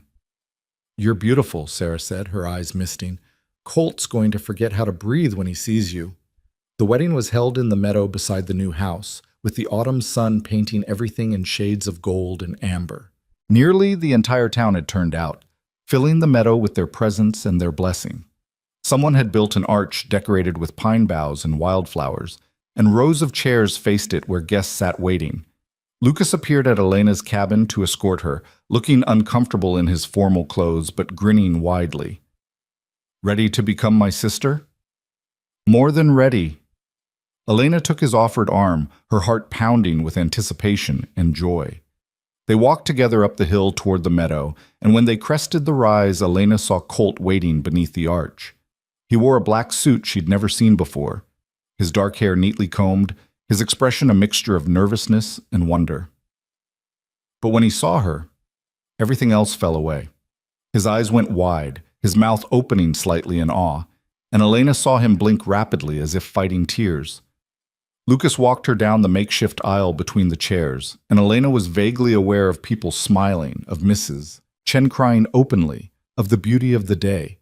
But her focus was entirely on Colt, on the way he looked at her like she was the answer to every question he'd ever asked, the solution to every problem he'd ever faced. When Lucas placed her hand in Colt's, he whispered, "Take care of her, brother. She's the best thing that's ever happened to you." "I know," Colt whispered back, his eyes never leaving Elena's face. The ceremony was simple, conducted by the circuit preacher who visited Redemption Creek once a month. Elena barely heard the words, too caught up in the feeling of Colt's hand holding hers, of standing on the threshold of their future together. When the preacher asked if Colt would take Elena as his wife, his voice rang out clear and certain. "I will. With everything I am and everything I have, I will." And when Elena was asked the same question, she answered with equal conviction. "I will. Today and every day for the rest of my life, I will." Colt slipped a second ring onto her finger, a wedding band that matched the engagement ring perfectly. Then Elena placed a simple gold band on his finger, marking him as hers just as she was marked as his. "I now pronounce you husband and wife," the preacher said, smiling warmly. "You may kiss your bride, Mr. Harridan." Colt pulled Elena into his arms and kissed her with a passion that made the crowd whoop and holler. When they finally broke apart, both breathless and grinning, the meadow erupted in applause. "Ladies and gentlemen," the preacher announced, "I present to you Mr. and Mrs. Colt Harridan." The celebration that followed was everything Elena could have hoped for. Long tables had been set up beneath the trees, laden with food prepared by half the town. Musicians played while people danced on a wooden platform someone had constructed for the occasion. Children ran through the meadow shrieking with laughter, and the whole scene felt like something out of a dream. Elena danced with Colt, with Lucas, with Sheriff Morrison, who proved surprisingly light on his feet for such a large man. She accepted congratulations from what felt like hundreds of people, all of them genuinely happy for the newlyweds. Mrs. Patterson, the boarding house owner who'd been so skeptical at the Harvest Festival, pulled Elena aside to say, "I was wrong about you. You're exactly what that boy needed. Welcome to Redemption Creek, Mrs. Harridan." As the sun began to set, painting the sky in brilliant shades of pink and orange, Colt took Elena's hand and led her away from the celebration toward their new house. "Where are we going?" she asked, though she already suspected. "Home." The word was simple but weighted with meaning. "I want to carry my wife over the threshold of our house." The interior had been transformed while they were at the ceremony. Lanterns hung from hooks, casting warm light throughout the rooms. Flowers filled every available surface, their sweet scent perfuming the air. A fire crackled in the hearth, taking the chill off the autumn evening. And in the bedroom, someone, probably Mrs. Chen, had made up the bed with fresh linens and a beautiful quilt. Colt swept Elena into his arms and carried her through the front door, both of them laughing at the traditional gesture made awkward by her voluminous skirts. He set her down gently in the center of their main room, and they stood together looking around at the home they'd built. "We did it," Elena whispered. "We actually did it." "We did." Colt pulled her close, his arms wrapping around her waist. "We took a midnight job posting and a mother's prophetic letter and 2 weeks of getting to know each other, and we turned it into this, a marriage, a home, a future." "Do you think your mother knew?" Elena asked softly. "When she wrote that letter, do you think she could actually see this happening?" "I think she knew me well enough to know what kind of person I needed. Someone strong enough to challenge me, gentle enough to soften my edges, practical enough to call me on my nonsense." Colt smiled, pressing a kiss to her temple. And I think she had faith that if I opened my heart even a crack, the right person would find her way in. I'm so grateful she had that faith, that you believed her enough to place those advertisements. Elena turned in his arms to face him fully. I was so lost when I came here, Colt. I didn't think I'd ever feel whole again after losing my parents. But you've given me something I thought was gone forever. What's that? A family, a home, a place where I belong. Tears slipped down her cheeks, but they were happy tears. You've given me everything. Then we're even, because you've given me the same. Colt wiped away her tears with gentle thumbs. I was so focused on duty and responsibility that I'd forgotten how to live. You reminded me that work isn't the same as life, that there's joy to be found in partnership and love and building something together. They stood like that for a long moment, holding each other in the lamplight of their new home, both marveling at the journey that had brought them here. Outside, they could hear the distant sounds of the celebration continuing in the meadow, but inside was quiet and peaceful and entirely theirs. I should probably go back to the party, Elena said reluctantly. People will notice if we're gone too long. Let them notice. Colt's smile turned mischievous. We're married now. We're allowed to sneak away from our own wedding celebration. Is that what we're doing? Sneaking away? Absolutely. I've been waiting weeks to have you all to myself without worrying about propriety or what people might think. He pulled her toward the bedroom. And I'm not wasting another minute of our wedding night making small talk with the sheriff. Elena laughed, letting him lead her. You're incorrigible. You married me anyway. Best decision I ever made. The next morning, Elena woke to sunlight streaming through the bedroom window, and Colt's arm draped across her waist. She lay still for a moment, savoring the feeling of waking up in her own home, in her own bed, beside her husband. The words still felt strange and wonderful. Husband. She was a married woman now, Elena Harridan, with a home and a future, and a man who loved her beyond measure. Colt stirred beside her, his eyes opening slowly. When he saw her watching him, his face broke into a sleepy smile. Good morning, Mrs. Harridan. Good morning, Mr. Harridan. Elena traced her fingers along his jawline. How does it feel to wake up a married man? Like every morning should feel from now on. He pulled her closer, burying his face in her hair. Like I'm exactly where I'm supposed to be.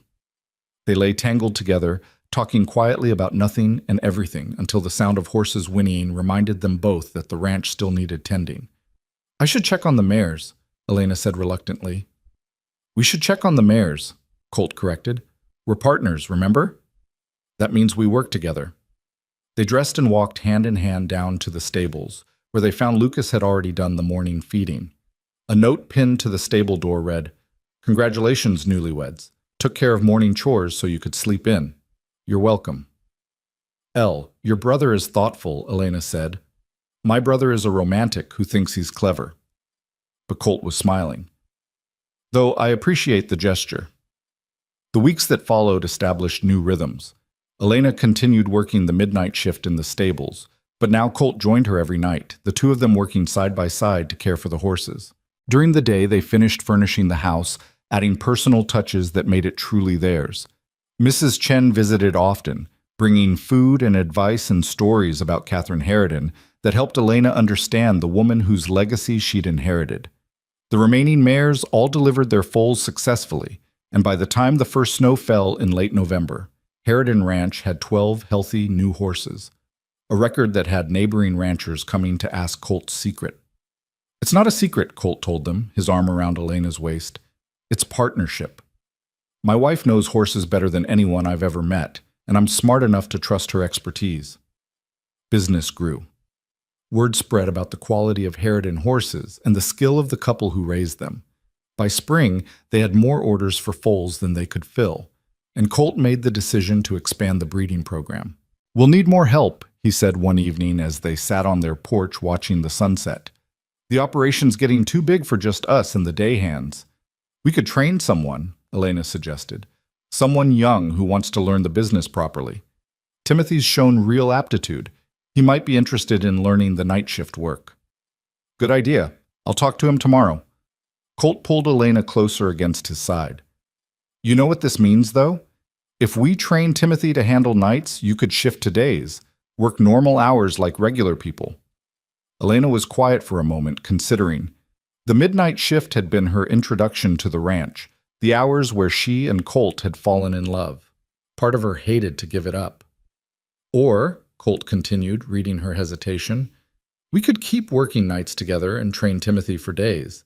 I've gotten used to our midnight hours. Not sure I want to give them up either. Let's train him for days, Elena decided. The night work is ours. It always has been. Our time, Colt agreed, pressing a kiss to her hair. Just like this house, this ranch, this life we're building, ours. 2 years passed in a blur of happiness and hard work. The ranch prospered beyond Colt's most optimistic projections. Lucas married Sarah Morrison in a ceremony nearly as large as Colt and Elena's had been, and the two couples became inseparable, sharing Sunday dinners and holidays and the daily joys and frustrations of ranch life. Mrs. Chen remained the heart of the main house, though she spent more and more time at Elena and Colt's home in the meadow, drawn by the warmth and laughter that filled it.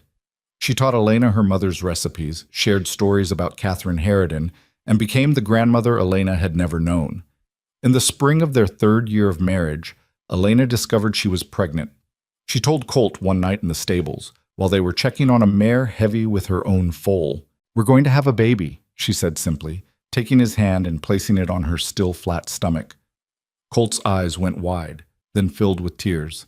He dropped to his knees in the straw, pressing his face against her middle, his shoulders shaking with emotion. "Are you sure?" "I'm sure. Mrs. Chen confirmed it yesterday. She said she knew weeks ago but was waiting for me to figure it out myself." Elena ran her fingers through his hair. "We're going to be parents, Colt." "A baby." His voice was muffled against her dress. "Our baby." "Elena, He looked up at her, tears streaming down his face. "I'm terrified and thrilled, and I don't know if I know how to be a father, but I'm going to try so hard." "You're going to be an amazing father," Elena interrupted, pulling him to his feet and into her arms. "You're going to teach our child about horses and hard work and integrity. You're going to show them what real partnership looks like. And you're going to love them the way your mother loved you, completely, unconditionally, with everything you have." "We're going to love them," Colt corrected, his hands cradling her face. "Together. Equal partners in parenting like we're equal partners in everything else." Their daughter was born in January during a snowstorm, with Mrs. Chen serving as midwife and Colt refusing to leave Elena's side, despite the older woman's protests that childbirth was no place for a husband. Elena labored for 12 hours before Catherine Rose Harridan entered the world, screaming her displeasure at the cold and the indignity of birth. Colt wept openly when he held his daughter for the first time, this tiny, perfect person with Elena's dark hair and his own serious eyes. "She's beautiful," he whispered, cradling her with infinite care. "She's absolutely perfect." "Just like her father said she'd be," Elena murmured, exhausted but happy beyond words. Catherine, called Katie by everyone except Mrs. Chen, who insisted on using her full name, grew into a bright, curious child who loved the horses as much as her parents did. By the time she was 3, she was accompanying them on their nightly rounds, her small hand tucked trustingly in Colt's as they checked on the mares. A son followed 2 years later, named Samuel after Colt's father, but called Sam to distinguish him from the grandfather he'd never known. Where Katie was serious and observant like Colt, Sam was all energy and laughter, constantly getting into mischief and charming his way out of consequences. "He's going to be trouble," Lucas predicted, watching his nephew attempt to climb into a horse stall at age 2. "He's perfect," Elena countered, scooping Sam up before he could get himself kicked. "Just like his sister, just like all of this." By their 10th anniversary, the ranch had become one of the most successful horse breeding operations in Colorado. The house in the meadow had been expanded to accommodate their growing family, with additions that maintained the simple beauty of the original structure. The main ranch house still stood, now occupied by Lucas and Sarah and their own 3 children, creating a compound where the 2 families lived and worked together. Elena stood on the porch one evening, watching Colt teach Katie and Sam how to gentle a new foal. The sun was setting behind them, painting the scene in golden light, and she felt a wave of gratitude so intense it almost brought her to her knees. She'd come to this ranch 10 years ago with $3 and no hope, desperate for any work that would keep her alive. She'd expected nothing more than a paycheck and a roof over her head. Instead, she'd found everything. A husband who loved her as an equal, who valued her strength as much as her tenderness, who made her laugh and challenged her and stood beside her through every joy and hardship. Children who filled their home with noise and love and purpose, who reminded her daily that life continued, that hope was real, that the future could be bright even after devastating loss. A family that extended beyond blood. Mrs. Chen with her wisdom and warmth, Lucas and Sarah with their friendship and support, the ranch hands who'd become extended family, the town that had welcomed her and made her one of their own. Work that mattered, that used the skills her father had taught her, that made a real difference in the world, even if that world was just one ranch in one small town in Colorado. Most of all, she'd found home.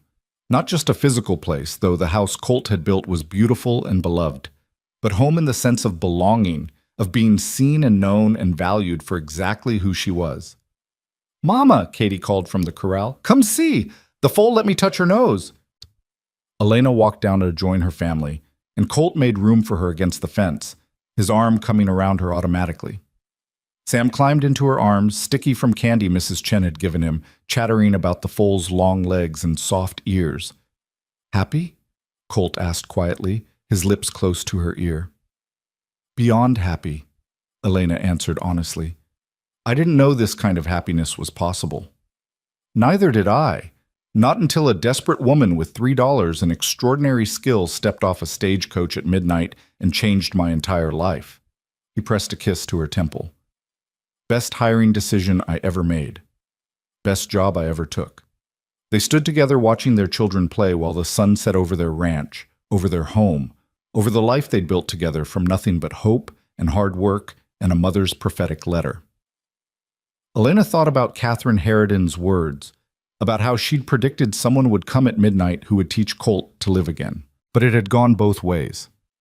Colt had taught Elena to live again too, to believe that love was possible after loss, that building a future didn't mean forgetting the past, that strength and vulnerability could coexist in the same heart. She'd taken a midnight job at a cowboy's ranch, unaware he'd been waiting for her since spring, unaware that she'd been searching for him too, even though she hadn't known his name or face, or that he existed. But they'd found each other anyway, in a dusty saloon at midnight, in a stable where life began, in a meadow where they built their home. And now, 10 years and a lifetime later, Elena understood the full truth of what they'd created. Not just a marriage or a ranch or a family, though they'd built all those things, but something deeper, something that Catherine Harridan had seen even when her son couldn't. A partnership of equals. A love that expanded rather than confined. A home built on mutual respect and shared dreams and the daily choice to stand together through whatever came. Elena had lost her independence when her parents died. Or so she'd thought. But she'd been wrong. She hadn't lost it. She'd simply been waiting to find the place and the person where her independence could flourish alongside love, where her strength was valued and her voice mattered, where she could be fully herself and fully part of something larger. As the stars began to appear in the darkening sky and Colt called the children in for supper, Elena took one last look at the ranch spread before her. The stables where 12 mares had given birth to the foundation of their success. The main house where Mrs. Chen kept their history alive through stories and love. The meadow house where her children slept and dreamed and grew. This was home. Not because a job posting had brought her here, or because a man had been waiting, or because a mother's letter had predicted it, but because Elena had chosen it, had chosen Colt, had chosen this life, had chosen to believe that she deserved the happiness she'd found here. She'd taken a midnight job for survival and found the man who'd been waiting for her. But more than that, she'd found herself. Found the woman who could stand beside a strong man without losing her own strength. Found the mother who could raise children with love and wisdom. Found the horsewoman whose skill and knowledge made a real difference. Found the partner whose voice mattered and whose dreams were valued. She'd found the home she never knew she deserved. And standing there with her husband's arm around her waist and her children's laughter filling the evening air, Elena McRae Harridan understood the greatest truth of all. Sometimes the best things in life aren't the ones we plan for, or search for, or even hope for. Sometimes they're the ones that find us when we're brave enough to take a risk, foolish enough to believe in possibility, and open enough to recognize love when it appears at midnight in the most unexpected places. She'd been all those things, brave and foolish and open, and she'd been rewarded with everything. Elena? Colt's voice pulled her from her reverie. You coming inside? She looked at her husband, at the man who'd placed 12 advertisements and waited for months and recognized her the moment she walked through a saloon door, at the man who'd built her a house and given her a family and loved her exactly as she was. Yes, she said, taking his hand. I'm coming home. And together they walked into the house they'd built, into the life they'd created, into the future that stretched bright and endless before them. Home at last.